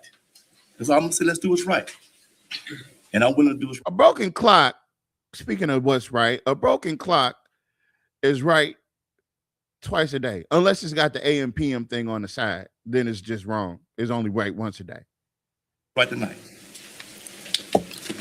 Thank you, Councilman Johnson. I put this item back on the agenda because it was a wrong, and I wanted to make it a right. As Mr. Johnson said, I walked through the neighborhood that he once had, and no one knew who I was. But I accept those people. I let them know that I don't have a problem, and I didn't have a problem representing them. Because the city, because I have a district, I feel in my heart, I represent the whole city of Alexandria, not just District 3. I care about everybody in the city of Alexandria. But this ordinance was unanimously voted on. We had a public meeting, no objections were said. Everybody voted on it unanimously. So clearly they felt that this ordinance was fine. And later we came back and it wasn't fine. Well, nobody couldn't explain to me why, except that Mrs. Felter's house was moved from her District 4 into my District 3. And I pondered on that, and I pondered on it for a year because I knew I couldn't do nothing the other years, but I knew that I could do something this year. We can't go around changing things to benefit us. We can't keep going and doing things and not think about the whole bigger picture. It's more to that. We have to understand that the city of Alexandria have to work together as one. We can't keep changing because we don't like this, or changing because we don't like that, or changing because I'm not in the district that I want to be in. Well, I love the city of Alexandria. I love District 1, 2, 3, 4, and 5. When I represent District 3, I think about all the other districts, not just District 3. And that's how all of us should think. What was that thing Mama used to say? You know, when they get elected, while they're running, they all for you. And then when they get elected, all of a sudden they for everybody. Yeah. Yeah. Constituents, like Mr. Johnson said, they questioned, am I still in your district? They were confused. For so many years, this is what they knew, and this is where they voted. And to me, it's not about a vote. It's about doing what is right, to make a wrong. And changing that district was a wrong. And I put it on the agenda to make it a right. So do we have any discussions? All in favor? Any opposed? Roll call. Roll call. No, he came in strong with that one. He leaned into the microphone. Roll call. Roll call.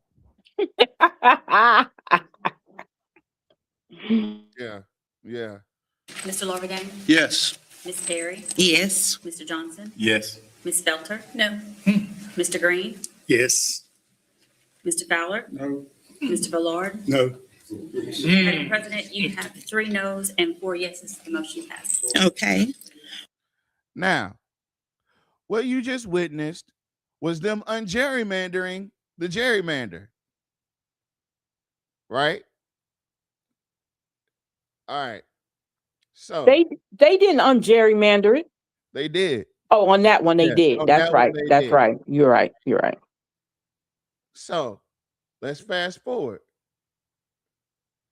C, it is now Malcolm Larverdane. Hold on.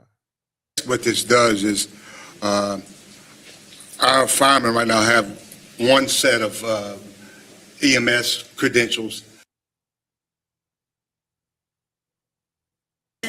Yeah. Ms. Felter? Mr. Green? Present. Mr. Fowler? I'm here. Mr. Villard? Here. Mr. Lorverdane? Here. Ms. Terry, Madam President, you have 4. Okay. Approval of the minutes taken from our regular meeting. Need a motion and a second.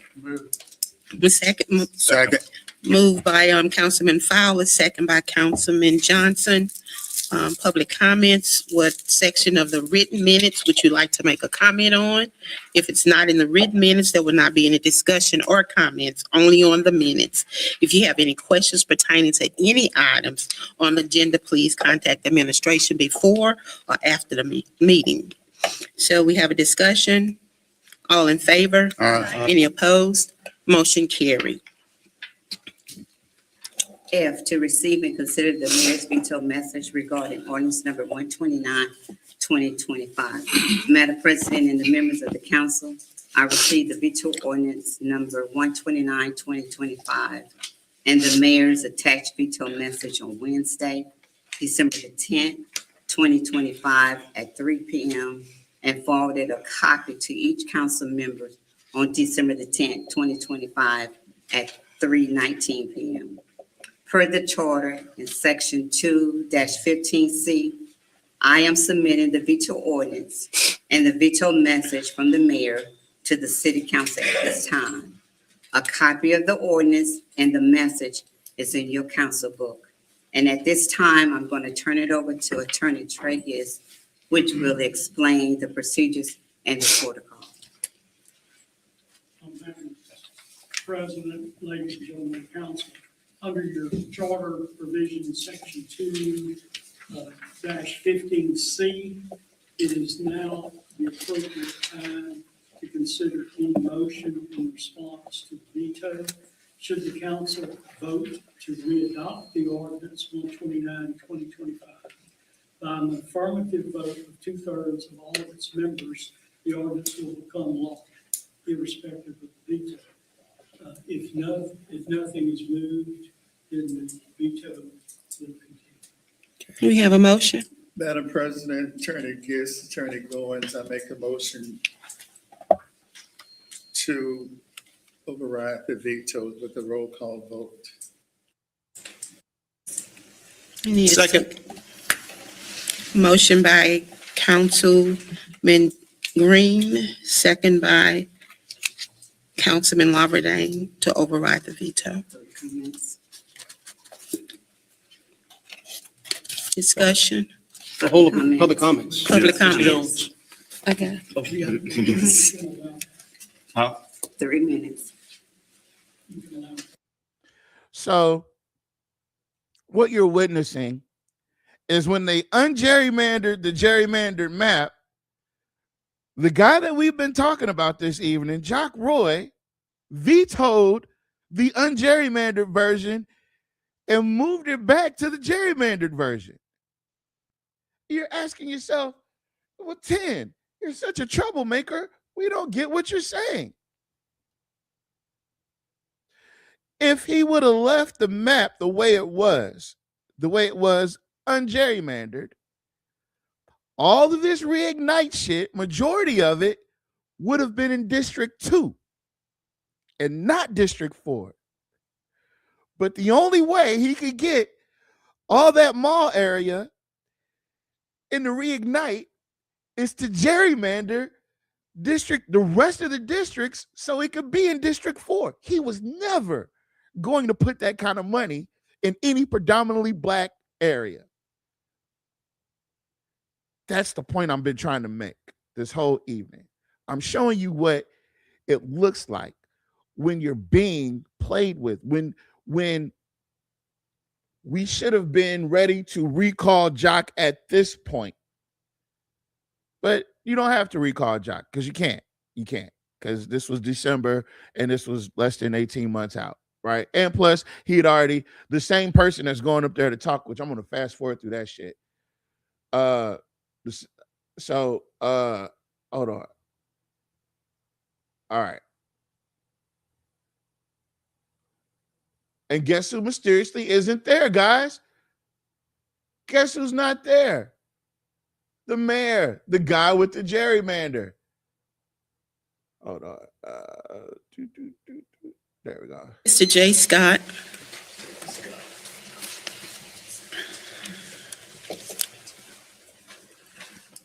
Hello, everybody.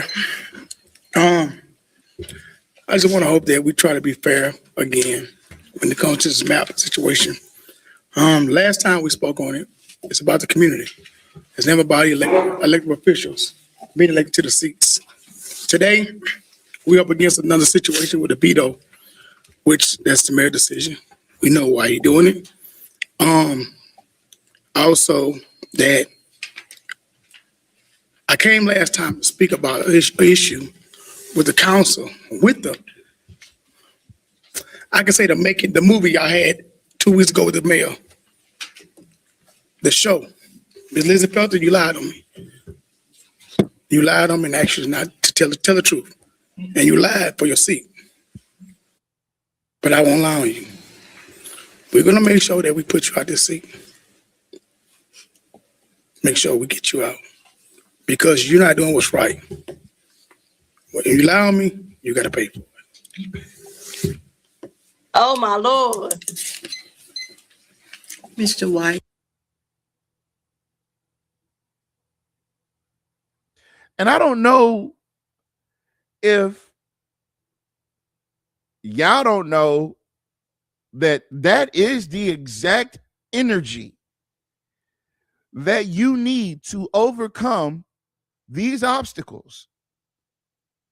If you are not willing to get engaged and give back what they gave to you, it's for naught. Thank you, Madam President.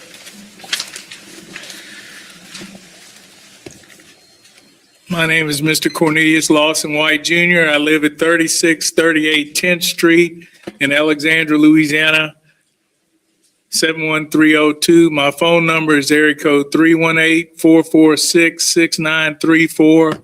I take calls 24 hours a day, 7 days a week.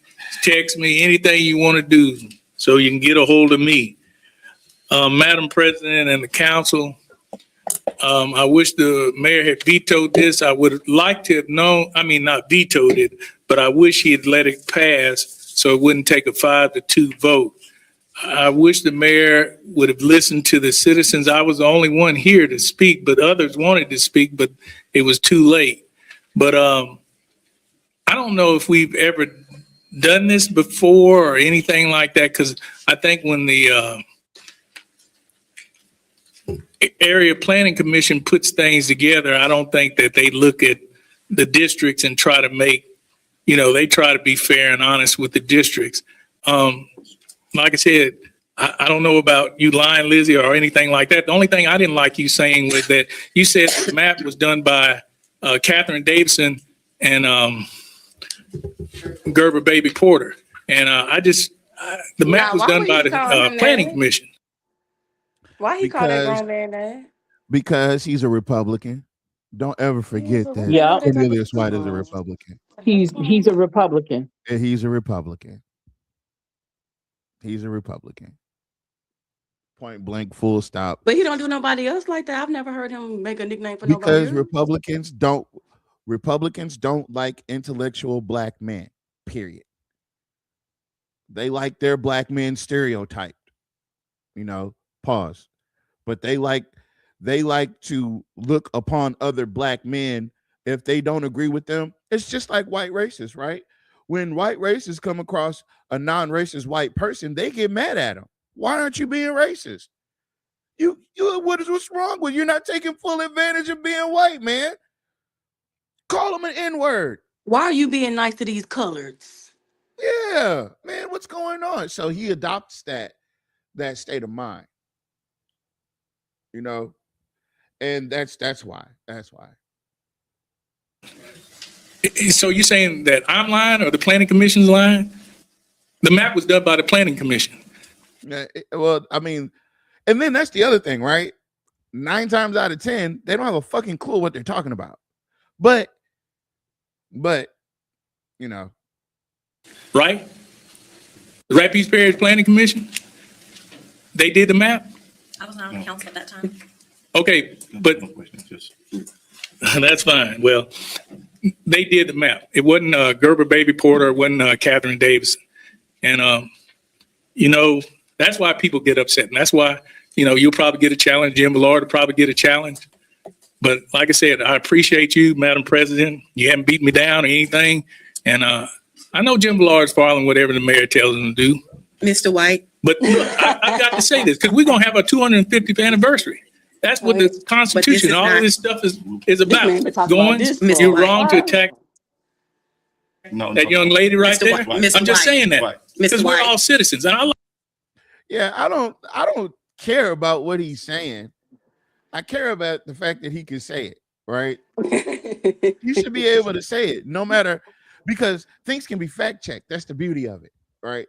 You can say whatever you want to out in public. It's upon you to know what you're talking about. The thing is, they be sitting there with them goddamn computers and don't be looking up a damn thing. They just be sitting there being placeholders. They over there talking. No, they're reporting back to Jock, talking about who's in the room. Yeah, they must all be on Teams message, huh? Yeah, they all probably. Yeah, that's exactly what they're doing. I like you, go, Mr. White. I'm just saying that, Miss. But you have to. What up, brother Tyreek? Got time. But you have to talk about what's on the redistricting. Well, I'm saying on the redistricting. Come on now. But you don't need to attack the citizens. That's what brings problems when you attack the citizens. You're not attacking me, but I'm just saying that's what brings the problems to these city councils. And people are too scared to speak out. See, time has run out. God bless you and God bless America. And to be honest with you, they did eat up that nigga last 30, 45 seconds though. But they didn't want to say anything else. And that God bless America is really a kind of a insult. Whenever you hear somebody say it like that, it's an insult. It's not nothing to say, oh, make him, and then two Republicans with this fake Christian crap makes me so sick. Okay. How can you just called Mr. Porter out of his name first and foremost, then you're going to holler, God bless you. Get out of here. That is the quintessential. I hate stuff like that. That's the exactly hallmark. how they are. That's the exactly hallmark. right. That's the hallmark. They have to disrespect somebody that's different from them. And I'm not saying, because I can see where it could be a little conflicting, because I say shit about him, right? But I don't do it at a podium. And if I'm Where it's doing recorded and stuff, it's like literally on my own platform. you try to demasculate a grown man. That's weird to me. That's right. A That's black right. That man is a form of at that. demasculation. Yeah. That's the end result of somebody being intimidated by someone else. Right. And there's a lot of these coons that are clearly intimidated by Mr. Porter. You would have thought that he was the mayor before. You would have thought that Mr. Porter was running the city with his finger bringing in this his man's pocket. name up. Like, do y'all miss him or something? Well, Mr. Porter, it was Mr. Porter's map. And the reason why I can talk shit is because I helped him with that map. I can talk buku shit because we went to the same classes together with Power Coalition. We know about Dave's redistricting tool, and nobody knows about that. It's not a lot of people in Alexandria that do. I guarantee you that. So, yeah, Cornelius is wrong. Clearly, point blank, period. He's flat out wrong. But like I said, you can say things, but don't be surprised if people debunk or rebut or refute or, I don't mind that he said it. That's just God-given American right. But he should be more upset about the fact that, A, you got your ass whooped. And B, when you got your ass whooped, you were wrong. You got your ass whooped over the wrong information. Or I can say it like this. When they beat your ass down in that city court, when they beat you the fuck up in there, you were wrong about what you were saying. What you were saying was not factual. So it's a wash to me. It's 6-7 to me. That's what it is to me. Mr. Richard Hart.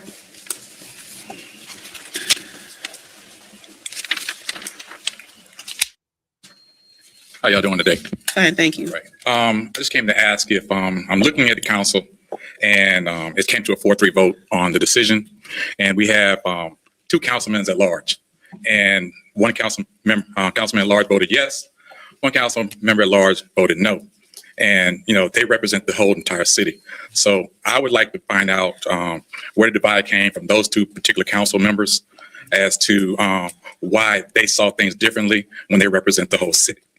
And so I'm asking for a letter of dissent. That is something that is normally done. I know Supreme Court and different courts do that whenever there is a difference or there is. He never got that, by the way, folks. He comes there asking for something that he never got. Is a conflict or some type of questioning as to why one person voted one way and the other person voted another way. So we can get that and possibly get those 2 council members to sit down and talk about the why they had made the decision that they made, so that we can get a better understanding. If we get a letter, we can all get a better understanding as to why there was a difference between 2 council members that represent the same area. Thank you. I think somebody in the back said, wait on it. Any more discussion? I don't want to say nothing, but that probably Miss Linda Bell.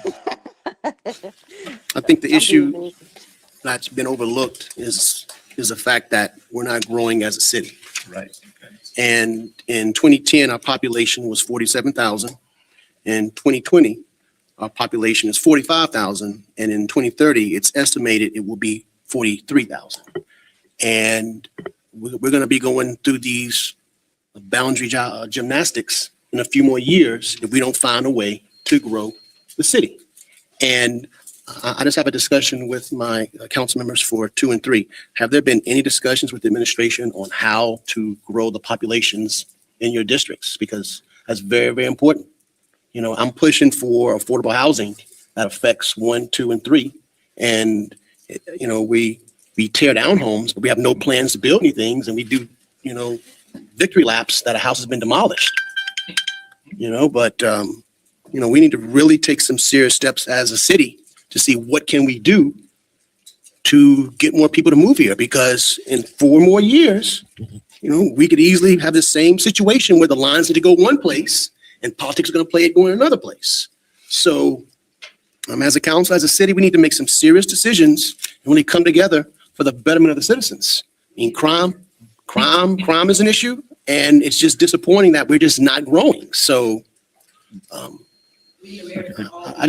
that's all I want to say. Yeah. Well, I echo what you said, Malcolm. One thing is this divide.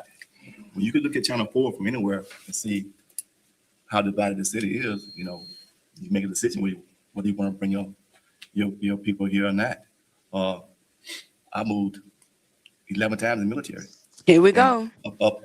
Up in your kids, your wife, your family. Can you skip that, please? And I see Alexandria, I would not want to come here because I look at the education. We don't give a damn look about at the the crime left. rate, and That shit out of here. Y'all so mean. Shit. Damn. All right. So,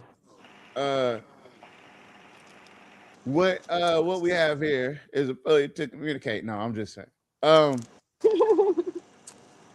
So this is the December 16th packet, right? And the reason I'm pulling this up is because his letter is supposed to be in here. The letter of to receive and consider the mayor's veto message. That's item F, right? It's supposed to be in this packet. So I'm scrolling. Let me zoom in a little bit more. All right. Oh no, it's supposed to be further down. All the way down, probably. Damn. They be hiding stuff. They don't want you to find it. There it goes. Jesus. That's at 150 and it's still small. Yeah. You just gonna have to read it. Can y'all see it? Not word for word, but All right, hold on. Let me see if I can take us off the screen. All right. This message, he says, voting is a fundamental right. This message focuses less on right versus wrong and more on the importance of facts over opinions. Ordinance 129/2025 is not about fairness or legitimate legal challenges. Rather, it reflects the city council's apparent attempt to arrogate unto itself the people's power to elect their own representative. The city council's actions, including substituting councilors' judgment for that of the voters and remaining silent during clearly contrived public confusion, amounted to more political theater, the fictional kind, than genuine mapping oversight. There was no evidence of equal protection or voting rights violations, racial or other discrimination, nor charter breaches, and at times, while claims supporting the ordinance lacked any factual grounding, when, as here, the question is one involving a political dispute versus an actual legal dispute, heightened scrutiny of the history and motives is necessary to ensure fairness in all. I did that. It was revealing. Does this sound familiar? Does this not sound just like the last veto message we just got, where he attributes people saying what they are God-given or allowed to say, constitutionally allowed to say, and what those city council people are up there by the people allowed to do? You have a fundamental issue with it, and you call it theater, and you give it all kind of names, and you think that we're all just acting. And I don't know if you guys, I didn't connect the dots properly enough. This show was about Jock Roy and the people like him. So when you're waiting in line to sign the recall notification for Merrill and Landry, do not let November touch your ass, and you did not go out and vote to remove Jock Roy. Wait, don't Every let what time touch you your done ass? got up there to say something, he's called it theater, it's theatrics, these people up there lying, and it's a political agenda, and all this other shit. Right? You've been We wouldn't be discounted. coming to the meetings if it wasn't political, fool. The meeting, The hell is you talking the about? entire system is political. Yeah. We're up there to You discuss. spending our money is political. We're wanna go with in a you. place. It's called City Hall. It's political. Thank you. The hell? Hell is he talking about? He takes these stances against y'all, against the people that speak out, against me. He's like against Miss Shamir, against Miss People that's not Linda. afraid of him. Plain and simple. People he can't buy. According to the Alexandria Home Rule Charter, the city's government is divided between an elected council and a mayor with a clear separation of powers and duties. The mayor is required to ensure all laws are faithfully executed. In short, I have to follow the law and ensure all other city officers do as well. The mayor shall be the chief executive officer of the city.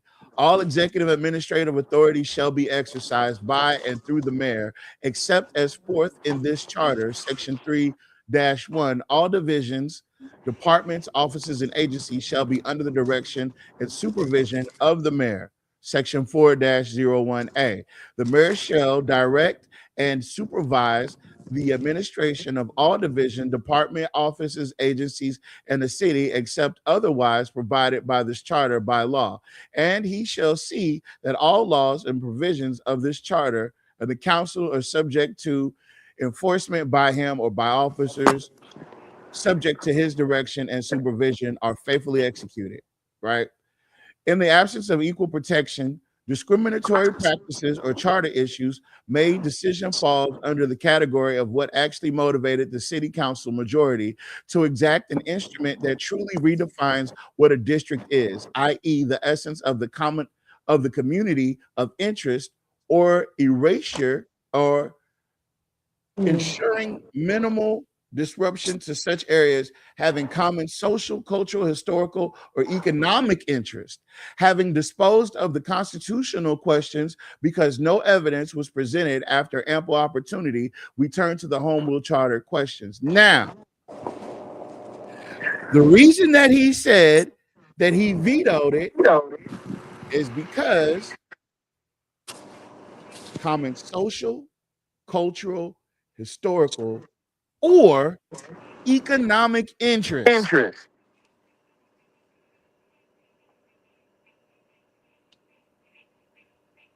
Economic interest.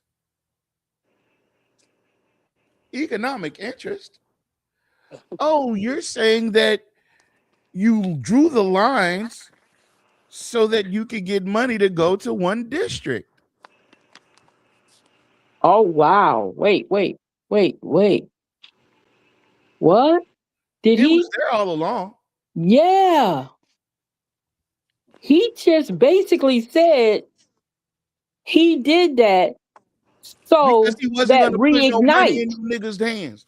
No, so that reignite can happen.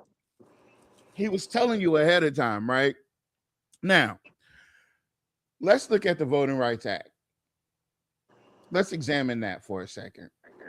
Because I'm not sure if the Voting Rights Act even mentions economic interest.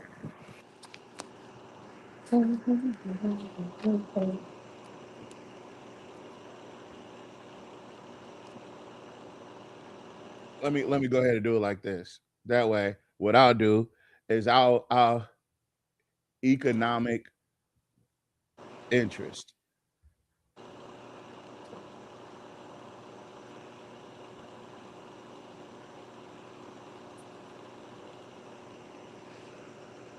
The Voting Rights Act functions as a critical piece of economic infrastructure by directly translating political voice into financial leverage. By dismantling disenfranchisement, the VRA has historically narrowed racial wage gaps, improved public sector employment for marginalized workers, and driven the redistribution of government resources to underinvested communities. Wage convergence. The economic studies show that the VRA was responsible for about 1/5 of the total narrowing of the black to white wage gap between 1950 and 1980, significantly increasing earnings for black workers. Now, where in Reignite did they say that they were going to increase anything economic wise for any black community? Matter of fact, Reignite isn't even in black communities.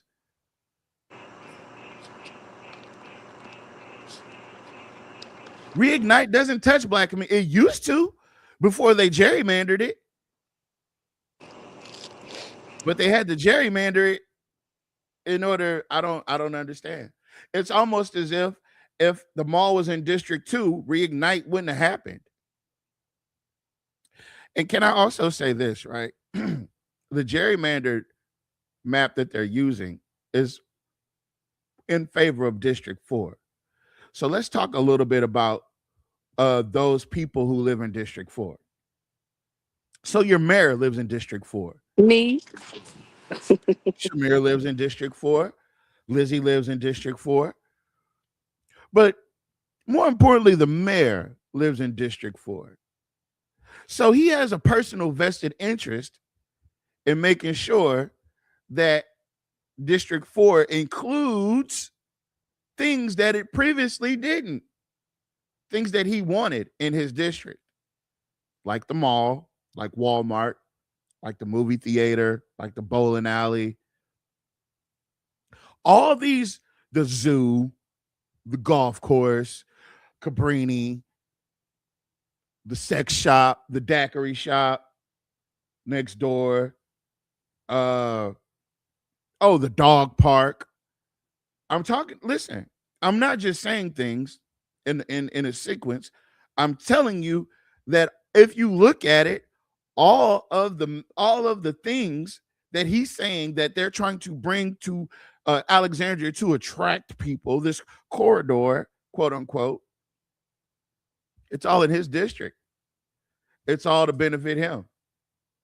It personally benefits him because he's the one going out and seeking these investments in businesses and all this other bullshit.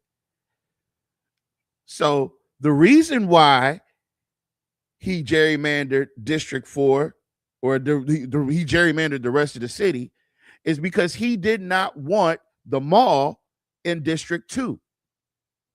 We thought it was about Lizzie.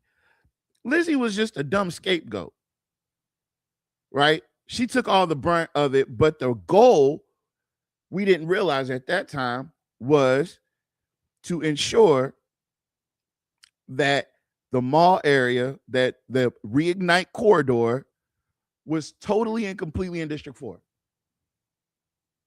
Bottom line. And ain't nobody asking themselves why now. Well, why now? Because without Reignite, he wouldn't have anything to deflect to when you asked him about brown water. When you ask him about the high utilities, he's going to deflect. He's not going, listen, while he's campaigning, he's not going to answer those questions. He's only going to talk about Reignite. Because that's what he's been setting you up for. I don't know how many times we don't watch him. Well, I think we need to talk about the good things about the city. No. Because the good things in the city ain't happening to everybody in the city. It's not benefiting the whole city. There's people in the city that bad things are happening to, that they're in bad environments that you created. So you can't get mad at people for talking about where they're at.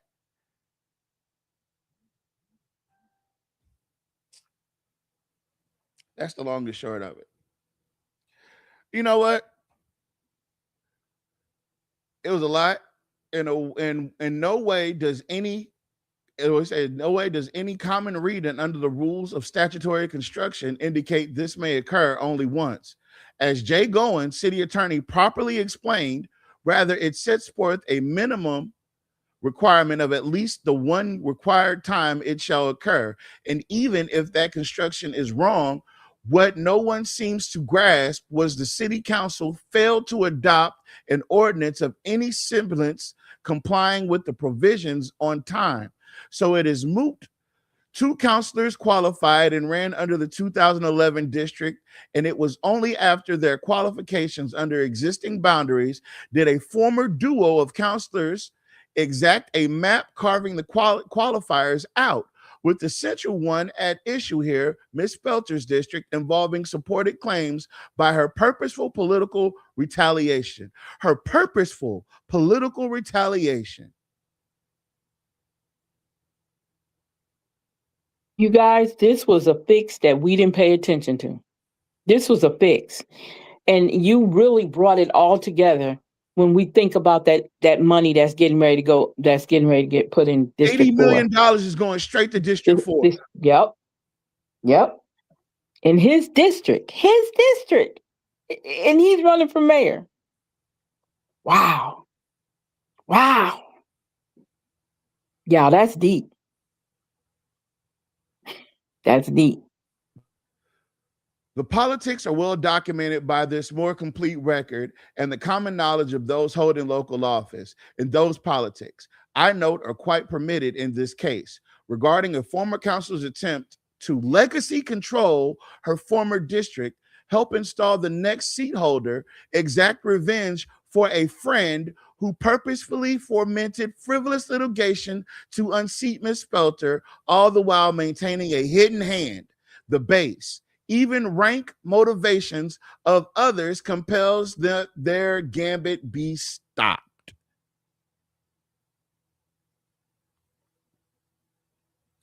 Y'all can play if y'all want to. And everybody might not agree with that, but I do agree with them with this. I agree Y'all with can that. play around if y'all want to, and let November touch y'all ass cheeks, and y'all don't get up there and vote Jock out. Nat made a point. Like, we all got Nat's point. We got Nat's point. Nat is passionate about We the know things what that he he was said. saying. We're Yeah, not we know disagreeing exactly with what him. he was saying. Listen, I'm only repeating after him because he's saying Yeah. everybody not going to agree. Oh, Nat, hush. Yeah, But he already know. here's the deal. Don't let the sun go down on your ass in Alexandria and you ain't got up there and voted Jock out. Not sundown. It's a sundown town. Not a sundown town. Not sundown. But you know what, Tavares, I get that it's a free speech Friday, and we don't want anybody to get offended by what we're saying. And no one is trying to put anybody down. You guys have been listening to us for a long time now, and we've been talking this way. And sometimes black people don't know you gotta talk to them like that. You understand? Like, Sometimes. we hard on the outside. We not soft. Yeah. You gotta talk to them like that so they can understand. You gotta be stern with them. Like, you gotta do this or don't complain. Plain and simple. Daniel Patrick So that's all Mornigan that is. admonished, while we are entitled to our own opinions, we are nobody not cares. entitled to our own facts. The awesome power held solely by the people to elect their candidate of choice must be safeguarded by the city council, not twisted into a false narrative spun from whole cloth right before our eyes while we were told you are not seeing this. Trust us, not your lying eyes and ears.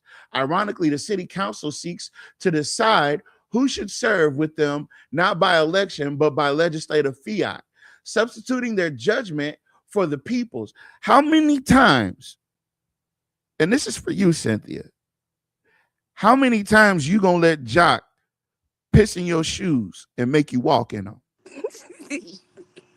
How many times you gonna give him your shoes?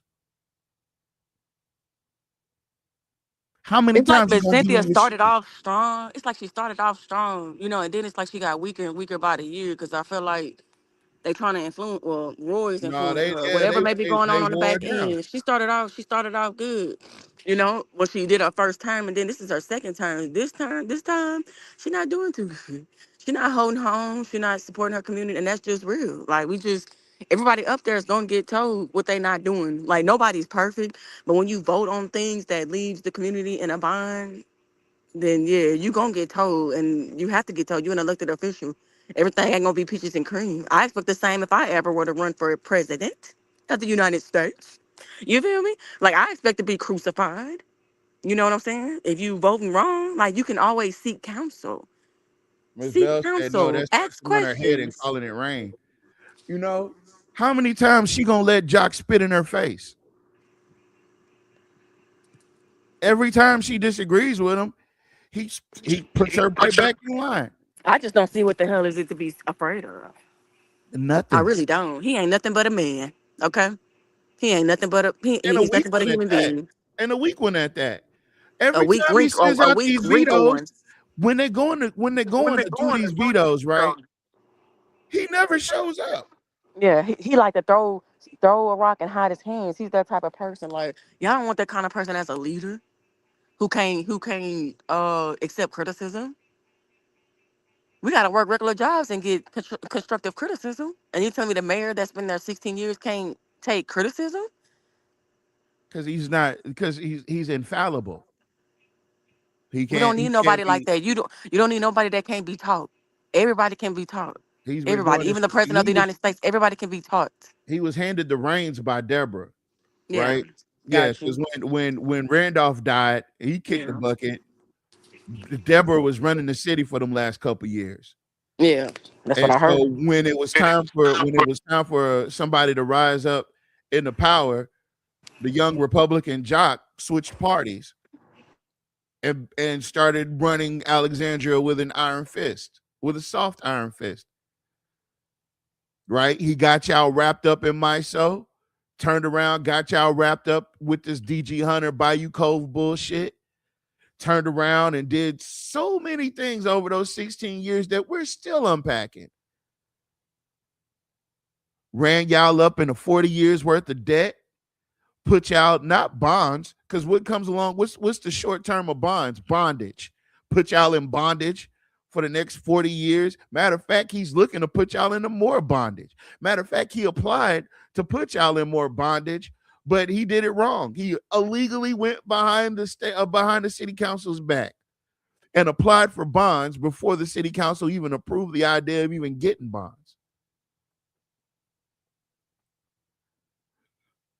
Don't let the sun go down on your ass in Alexandria without casting a vote against Jock Roy.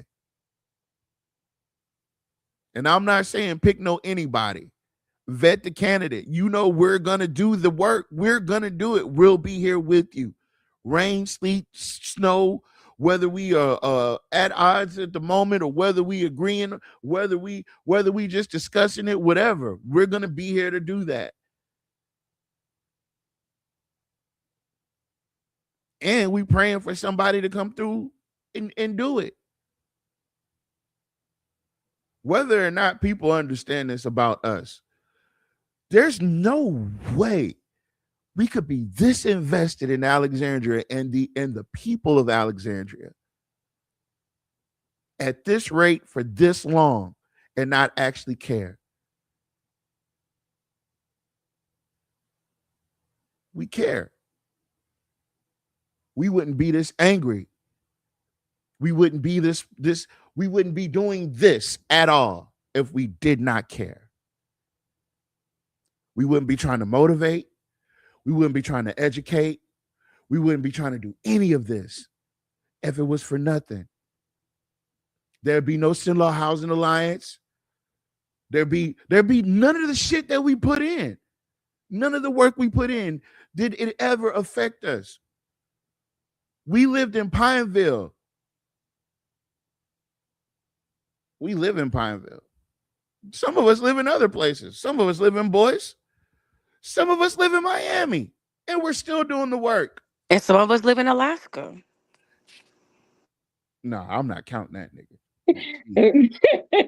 I'm not counting that nigga. But even still, we're dedicated. And we want y'all to be dedicated. And we want y'all to be motivated. And it's gonna hurt sometimes. Because it hurts every time we think about what they did to Mr. Fuller or how they treated Mr. Porter or how Jack, Stephen, Clarence, All these people did us and Mr. Porter and Mr. Fuller and Malcolm and Jules.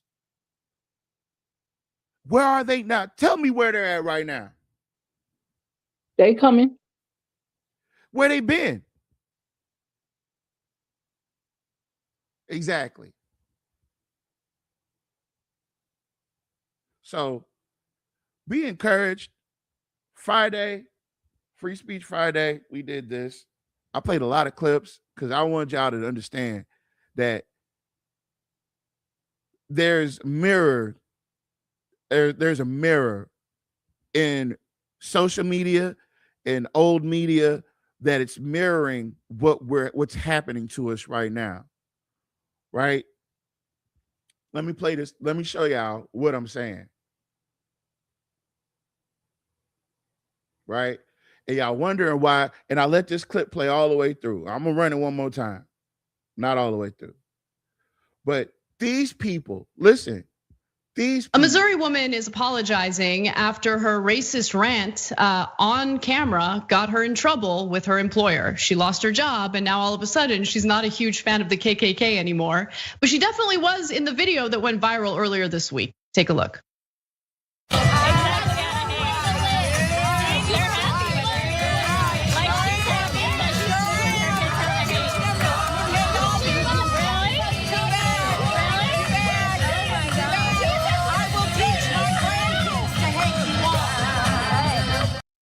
He said, I will teach my grandkids to hate you all.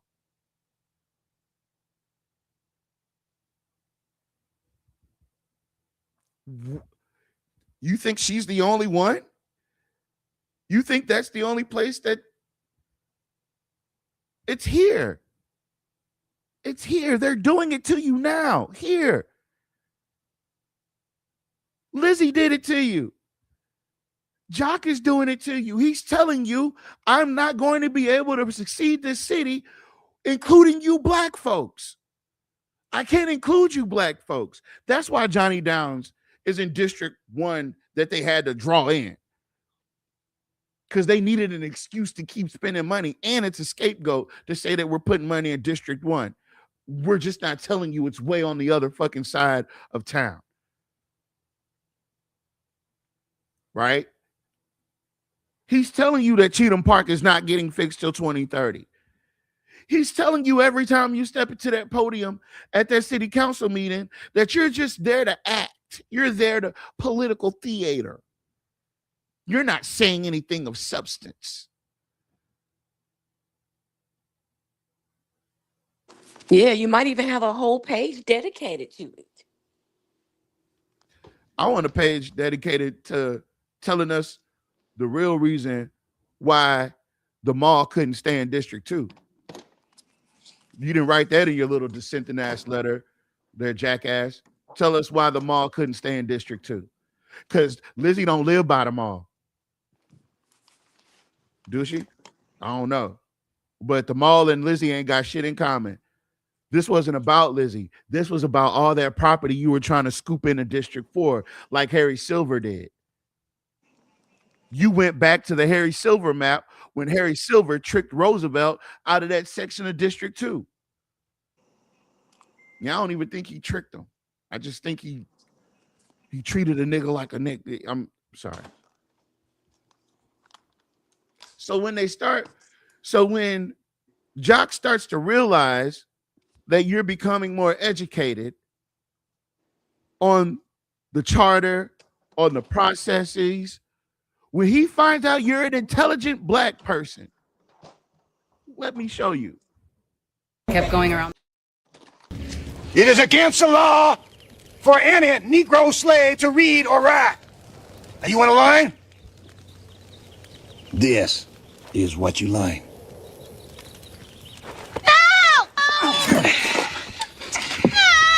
Joe, get a bucket of water, some rags, grease, and bind him up. Yes, sir. Don't worry, you'll heal. Pony old man. So will Dealey here. You and Dealey gonna make me some good strong chillin' to pick my cotton. Now you'll be fine now that you learn your lesson. You learn your lesson, boy? Boy, I'm talking to you. Boy!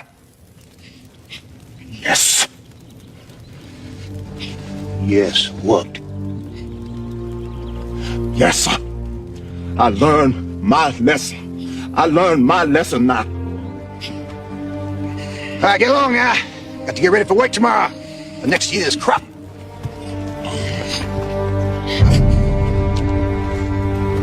Oh, yes. I learned my lesson now. I learned my lesson. Ain't no bottom to the lesson I learned. No bottom at all. No! No bottom at all. My lesson ain't got no bottom to it. It stands on its own 2 feet. That's A. This is B. Remind me of my wife. Yes, I'll be looking for her again soon. What the? Yes, this is B, Joe. This is B.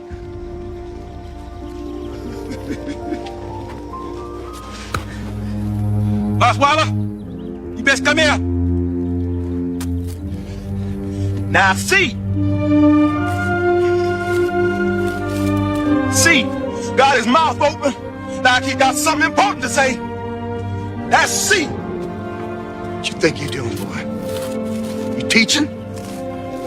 You trying to teach these people? Who here you think can learn?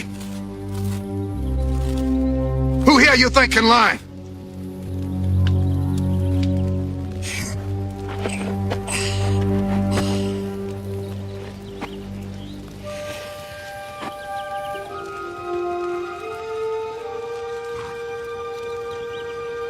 Give me my gun, boy.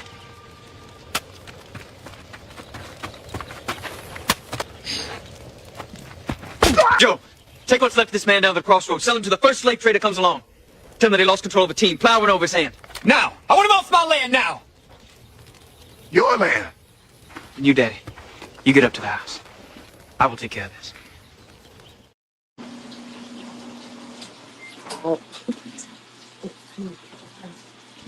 They didn't want them reading.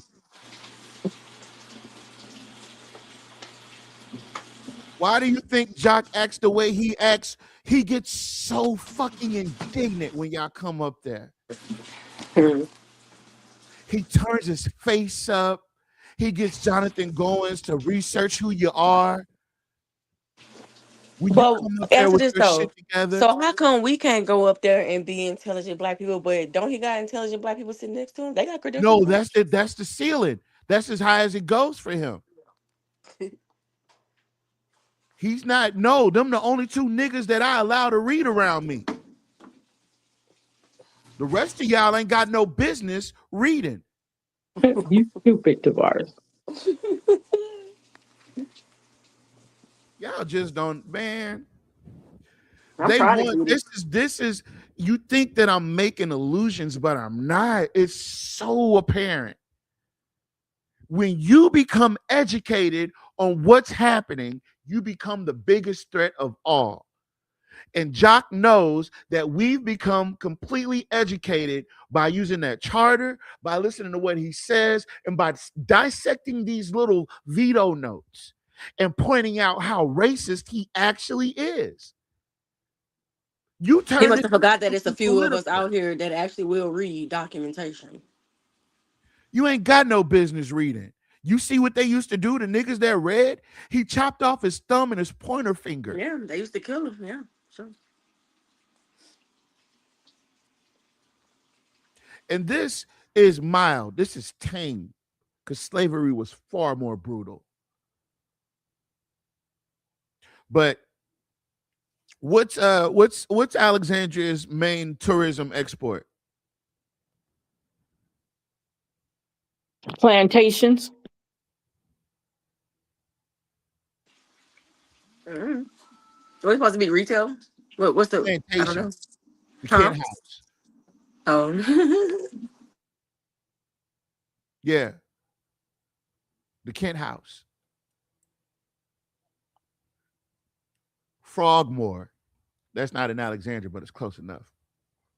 Oh, I want to end on a happy note because that made me kind of sad. Not gonna lie. I did. Let me see here. So on a happier note, guys, guess what news we got today? We got some really good news. Not only did we find out more about the recall, hold on. Not only did we find out more about the recall, we found out today that yet another plantation is burned down. Yay! Where's that one at? Oh, man. Hold on.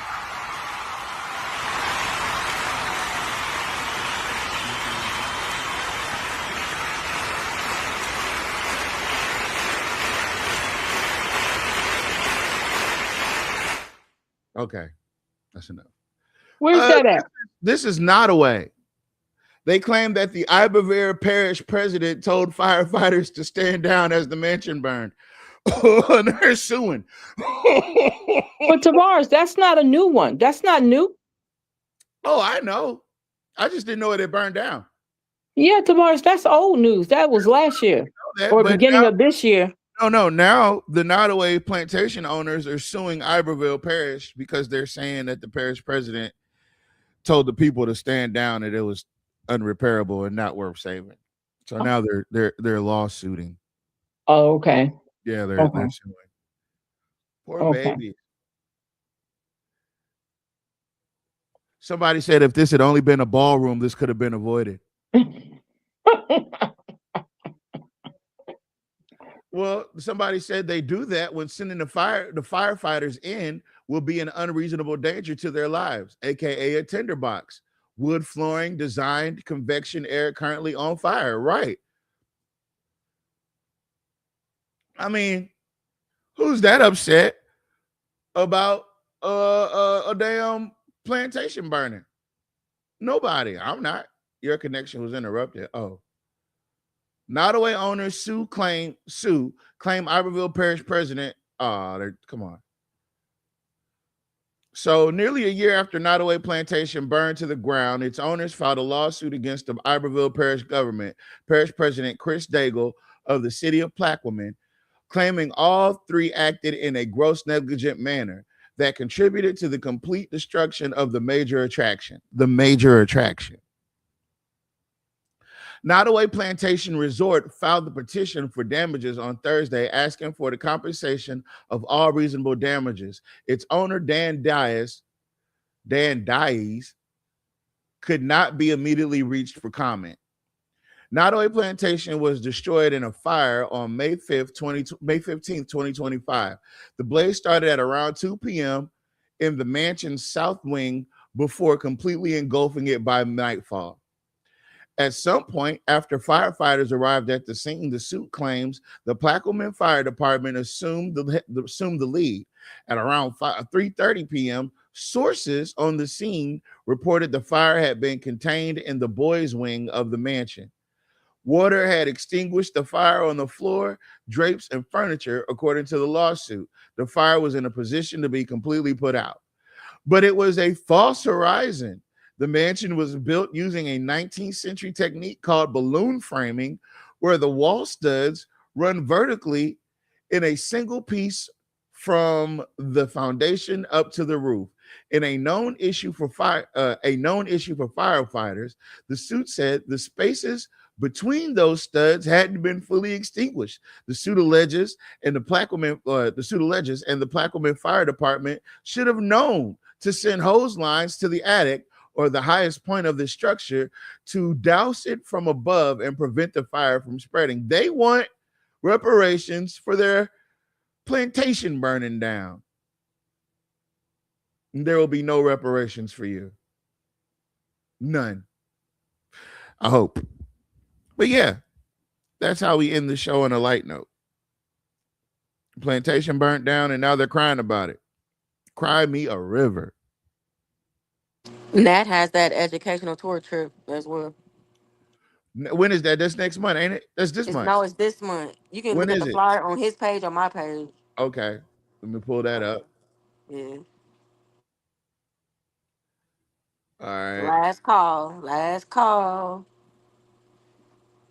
Oh, why is KT? Sure. I had reposted it, but you're gonna have to slide, scroll down some. Don't forget tomorrow, y'all. Yeah, tomorrow's the last day for go ahead. Go ahead, tomorrow. tomorrow you have to get out there and vote. If you ain't do the early voting, get out there and vote tomorrow. Do not let the sun set on your ass in Alexandria tomorrow if you didn't get out there and vote no on all 5 amendments.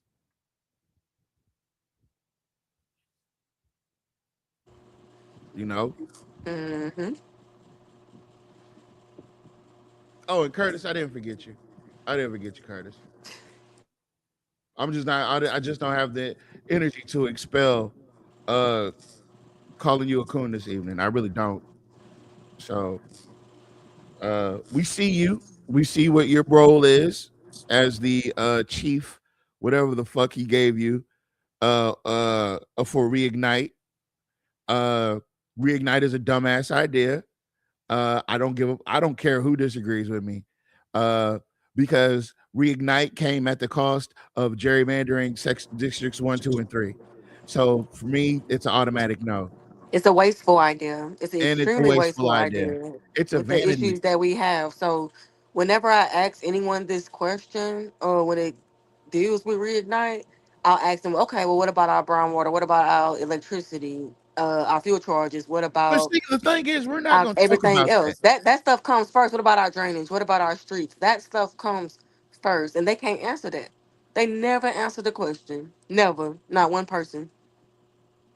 Because you can't tell me that this 80 to $100 million project is more important than fixing our streets, our drainage, our buses, all of those things. You can't tell me that. You can't. I can and I will. Oh, yeah, you already spending the money. You didn't put all them banners up over there off Masonic right there by the old Capital One, right? They all over there. And it was for the showing, right? So you done spent that money. So what the hell you gonna do with the flags now? You can't change the number on them. Well, that's the intent. Wasting money. I want to do the same thing. I want to make irreversible changes. We work hard for our money. Like that's clown behavior. That makes me so upset. We work hard for our money for you to just spend it how you want to. Well, I heard a great man once say, nobody can ride your back unless it's bent.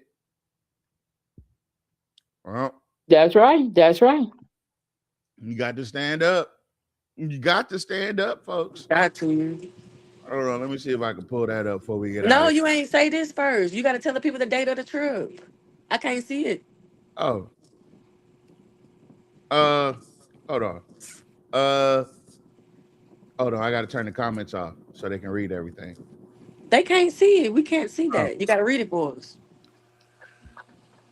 Donna Kell Lofton and Nat Turner Educational Tours present a weekend full of education, sightseeing, and fun beginning May 29th. On that Friday, it leaves at 6 a.m. to May 31st, that's Sunday. Where are we going? To Memphis. The round trip fare on Spangler Bus is $75 per person. Please note that children must be accompanied by an adult. The hotel accommodations will be with Home to Suites downtown Memphis at $139 per night plus tax. $50 deposit. It might be more now, but hey. All right. The National Civil Rights Museum pricing will be as follows. Seniors, 65 and up, $18. College students with ID, $18. Children, 5 to 17, $17. 4 and under, free. Active U.S. military, free. Shopping and food purchases at the Wolf Chase Galleria during the trip are an individual's responsibility. Please contact the below trip organizers for any questions. That's Donna Gail Lofton at 318-487-3013 and Nat Turner at 318-541-2175. They're going to the Lorraine Hotel They're going to That's the National Civil awesome. Rights You Museum. sound like you've been on the radio or something. I have. I used to be. We used to be on the radio. I used to be a big timer, but now I'm just a podcaster. Woo, man, that's a lot to unpack. You know what else I wanted to get in? You know what? What time is it? 11:25. I'm not ready to pack it in just yet. You had to get on my page. Yeah. Listen, I want to talk a little bit about how the administration of Jacques Roys feels about districts 1, 2, and 3. And I quote, the city will reinstate home buyers assistance activities, upwards of $100,000 purchases, opportunities for homeowners, as well as provide $40,000 in CDBG housing and counseling, home buyer education services to improve financial readiness and promote sustainability. Now, that $40,000 that they're going to give you, guess who's doing the lessons? The city of Alexandria. Got him. Thought you had a friend. No. So the city prioritized the use of its funds in its 5 designated target neighborhoods collectively as slum and blight area. These target areas include North Alexandria, the Central Business District, Samtown, Woodside, Lower 3rd, and South Alexandria. To encourage community input, the city held a neighborhood meeting on November 5th, 2025 for residents of the target areas. Did anybody know about this meeting? No, and let me stop you right there. So before you get too far, Shirley Branham is the community development I know. Head over there, director, whatever. So in the documentation, she sent Kate. Who did she send the email to? She sent. I can't remember, but she sent the email to. Hold on, it's coming to me. Hold on. Daniel, what's his name? Daniel Smith, the planning director. She sent this email to him, and in that email, she said that they hold meetings in the community development department, which is on the 3rd floor of the utility office. They hold meetings there, but nobody ever attends. She also said that she puts it in the notice in the town talk, and that she posted on the community development website. That's not sufficient. We have KLB. We have KLAX. There's different ways you can reach people. That's an excuse to me. Why people aren't, you don't think people will have come to these meetings?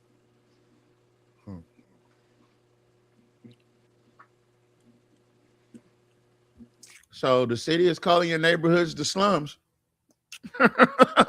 And you wonder why he didn't want to have District 2 with the mall. Wait a minute, what happened now? I missed it. I walked away. No, she's talking about that one meeting we went to at the utility office with Shirley Branham now. We went to one of those meetings many, many years ago. That's how we found out about that the city, listen, the city has a plan, right, that they made and they put away that would improve the infrastructure, how the city downtown area and a lot of few other areas, how it looks. It includes some vanity things like benches and a whole bunch of stuff. It really would make certain areas look really nice. Do you know that they're sitting on that plan? It will cost the taxpayers $0 to do it. You know they're sitting on that plan, and they've been sitting on that plan for at least 10 years now. They could do it anytime they wanted to, but they're not. Must be because y'all live in the slums. But yeah, that's why Jock has never, ever had to take a L. And this needs to be the first L that he takes. If y'all are mad at Jeff Landry for leading this Republican brigade of weirdos to leave them to make the decisions for you, then Look at this. Look at this. CDBG code enforcement. Code enforcement, minor rehab, housing program, delivery for home. Yeah.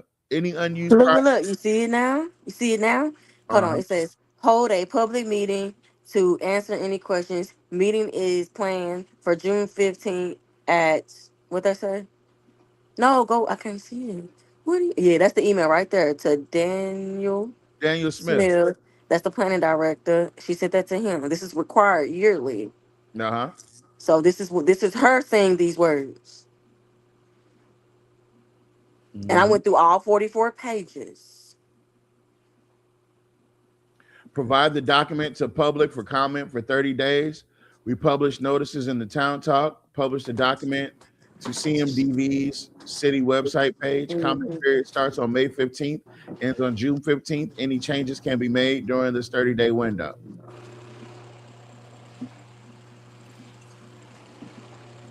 And she posted a note that any unused prior year's funds will be forwarded into an activities listed above. Now, listen, the reason they have to say that is because there's been money missing before. Yeah. Are we surprised? I'm not surprised either. All right, folks. This has been another one of those shows. Oh, I know I got another clip. I'm going to clip y'all to death tonight. What is that noise? That's her. Oh. She driving? I don't know what she's doing. Samir, you driving? Are you saying anything? I said, was you driving? She probably can't hear now. Yep, she can't hear.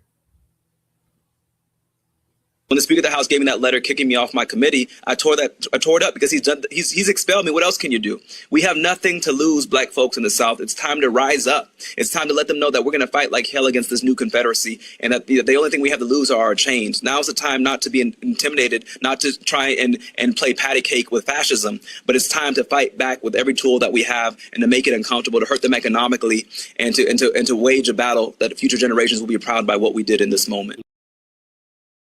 Yeah, I do. They don't understand nothing but blood and money. Blood and money. That's the only thing they understand. They don't even understand violence anymore. They want you deleted. They don't want you to count. They don't even grieve. Do y'all see? They don't even grieve like we do. Y'all ain't never noticed that? Exactly. They don't. And see, they don't have that character. You know, they don't have those emotions, you know, that they have. So because I'm not even offended anymore, to be honest with you, because that's just how they are. That's their genetic makeup. I'm not even offended anymore. All I can do is go vote and get your butt up out of there. And then the thing is, getting angry at them, it's fine and dandy because we all deserve to get angry. But these people don't care. They don't care. That's what we see. Once we realized it, you know, once we get it out of our mind that some of these people are not human. I'm not just saying that. Some people are not human. So a soulless person don't have feelings. A person who's it's like you're talking to a sociopath. You can beg and plead with him all day long not to kill you, but he gonna kill you. Regardless, he done already made up in his mind, he gonna kill you. So you can cry and beg and plead and no, tell my family I love them and all that. He don't want to hear that. He gonna kill you at the end of the day. So we have to have that mindset to understand these people don't care. They don't care. Obviously, and this is what makes me mad about some of our Black folks, because we want to sit up there and explain ourselves to them. Why? Why? What are you explaining yourself to them for? What are you explaining? They don't want to hear it. They're not listening. And they didn't want to hear it back then, Missy, so they definitely don't want to hear it now. They sure don't want to hear it now. Think about it, the city council meetings. I'm a person where I'm very in tune to people's energies. And I watch them on that city council. And the only time they get mad is when you say something about them. That's the only time they say they get mad. If you explaining and telling and pleading with them and this is not right and all that, they don't hear that. But if you say something negative about them, they hear that because you're attacking them. They don't care about how things are so bad for you. They don't care. That's why he went on and gerrymandered. his district, okay? Because he don't care, and put that $80 million in his district because he don't care. So you got to find other ways to get his attention. You don't care about this, but wait a minute. Let me show you at the ballot box. Let me show you when I get behind them curtains. How much you going to really care when you sitting at home? I mean, that's what you got to do. That's the only way you can silence him. That's the only way you can keep him from keep on destroying a city that should be growing, is to send him to the house. That's all. I want to show you that that the ancestors aren't asleep, right? And I can't find the right clip. I can't find the right clip.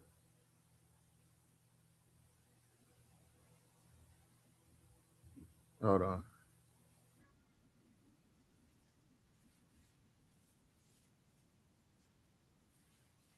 Hold on. So I also want you guys to be familiar with some of these terminologies that these people are saying in your face, and you might not know exactly what it means. So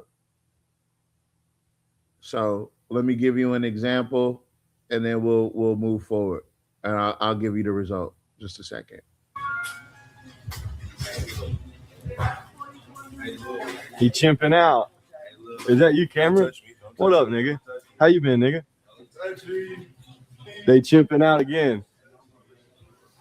He mad he went viral as fuck. You saw that? Called his bluff. You know what I'm talking about? The real YNs recognize real. Real niggas recognize real, but you fake. Nick. Oh, I'm not? Do you know what America is? Free speech. Look at this nigga chimping out. What you doing? We're recording together. You still ain't doing shit. And you still ain't doing nothing. You still ain't doing shit. Tell me I can't say something again. This is a fucking America. This is America. I can call him a nigga if I want. You know what I mean? Keep chimping out.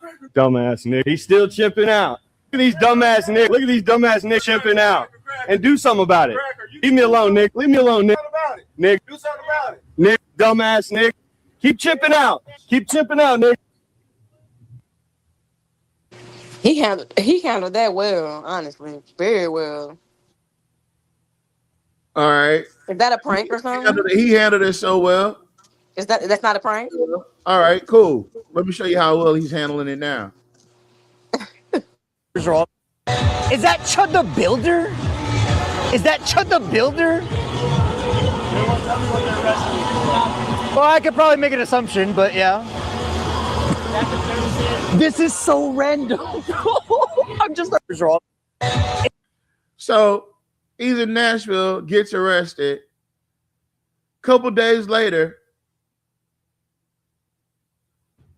New this morning, a live streamer known for racist, derogatory content and antagonizing people in public is now facing an attempted murder charge after a confrontation between he and another man ended with both being wounded by gunfire. Both men are expected to survive. Now, the shooting happened outside a Tennessee courthouse in Clarksville. The 28-year-old social media influencer Dalton Etherly is also charged with theft in a prior case from Nashville. Authorities did not identify the other person involved or what led to the shooting, but Etherly is known for posting rage bait content, repeatedly using racial slurs and challenging people to fight him. Now, you want to know a secret? Initial bond at 1.25 million.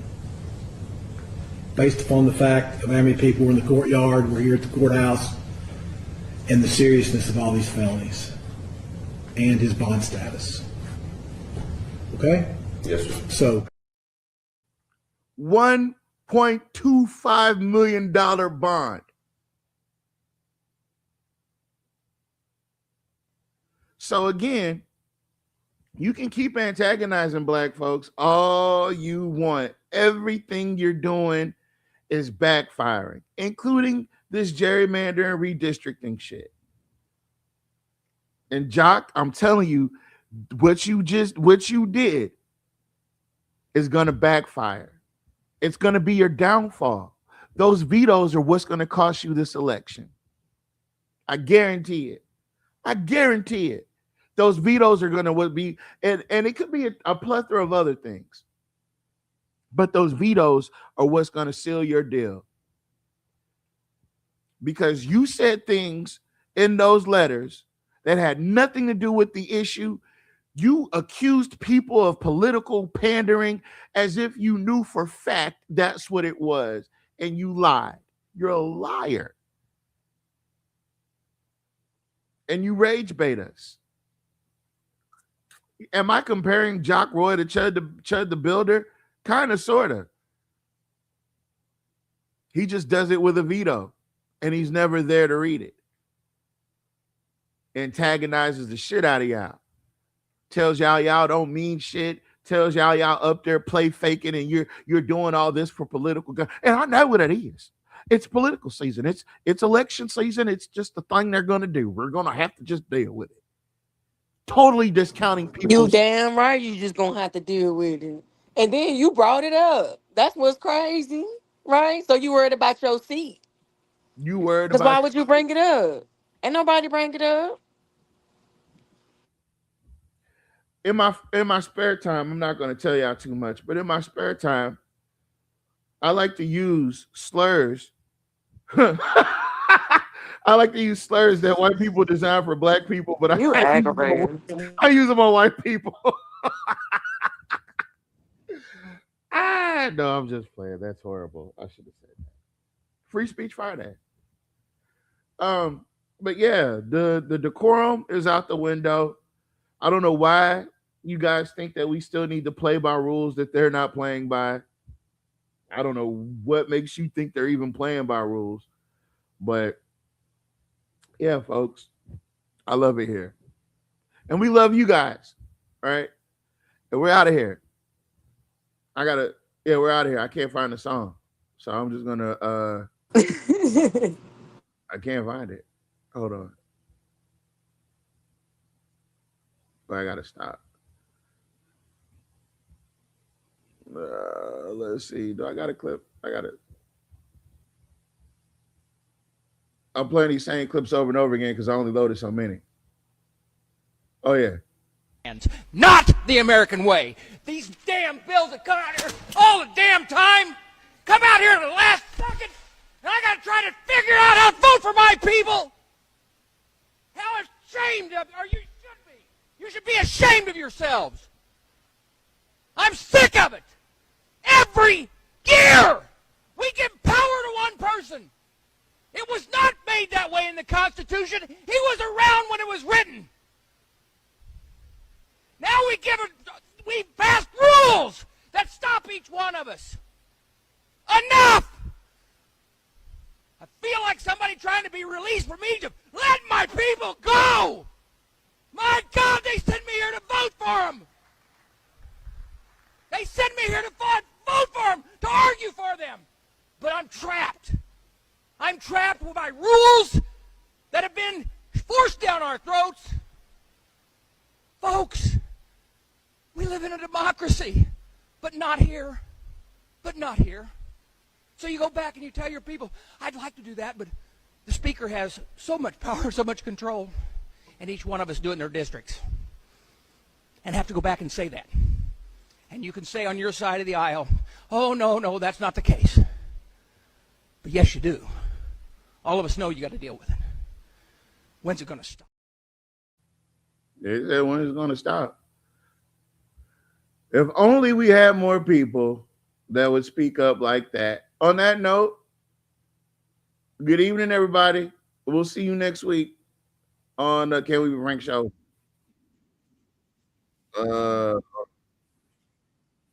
Oh, snap. Bye, you guys. Thank you. Put your hands up.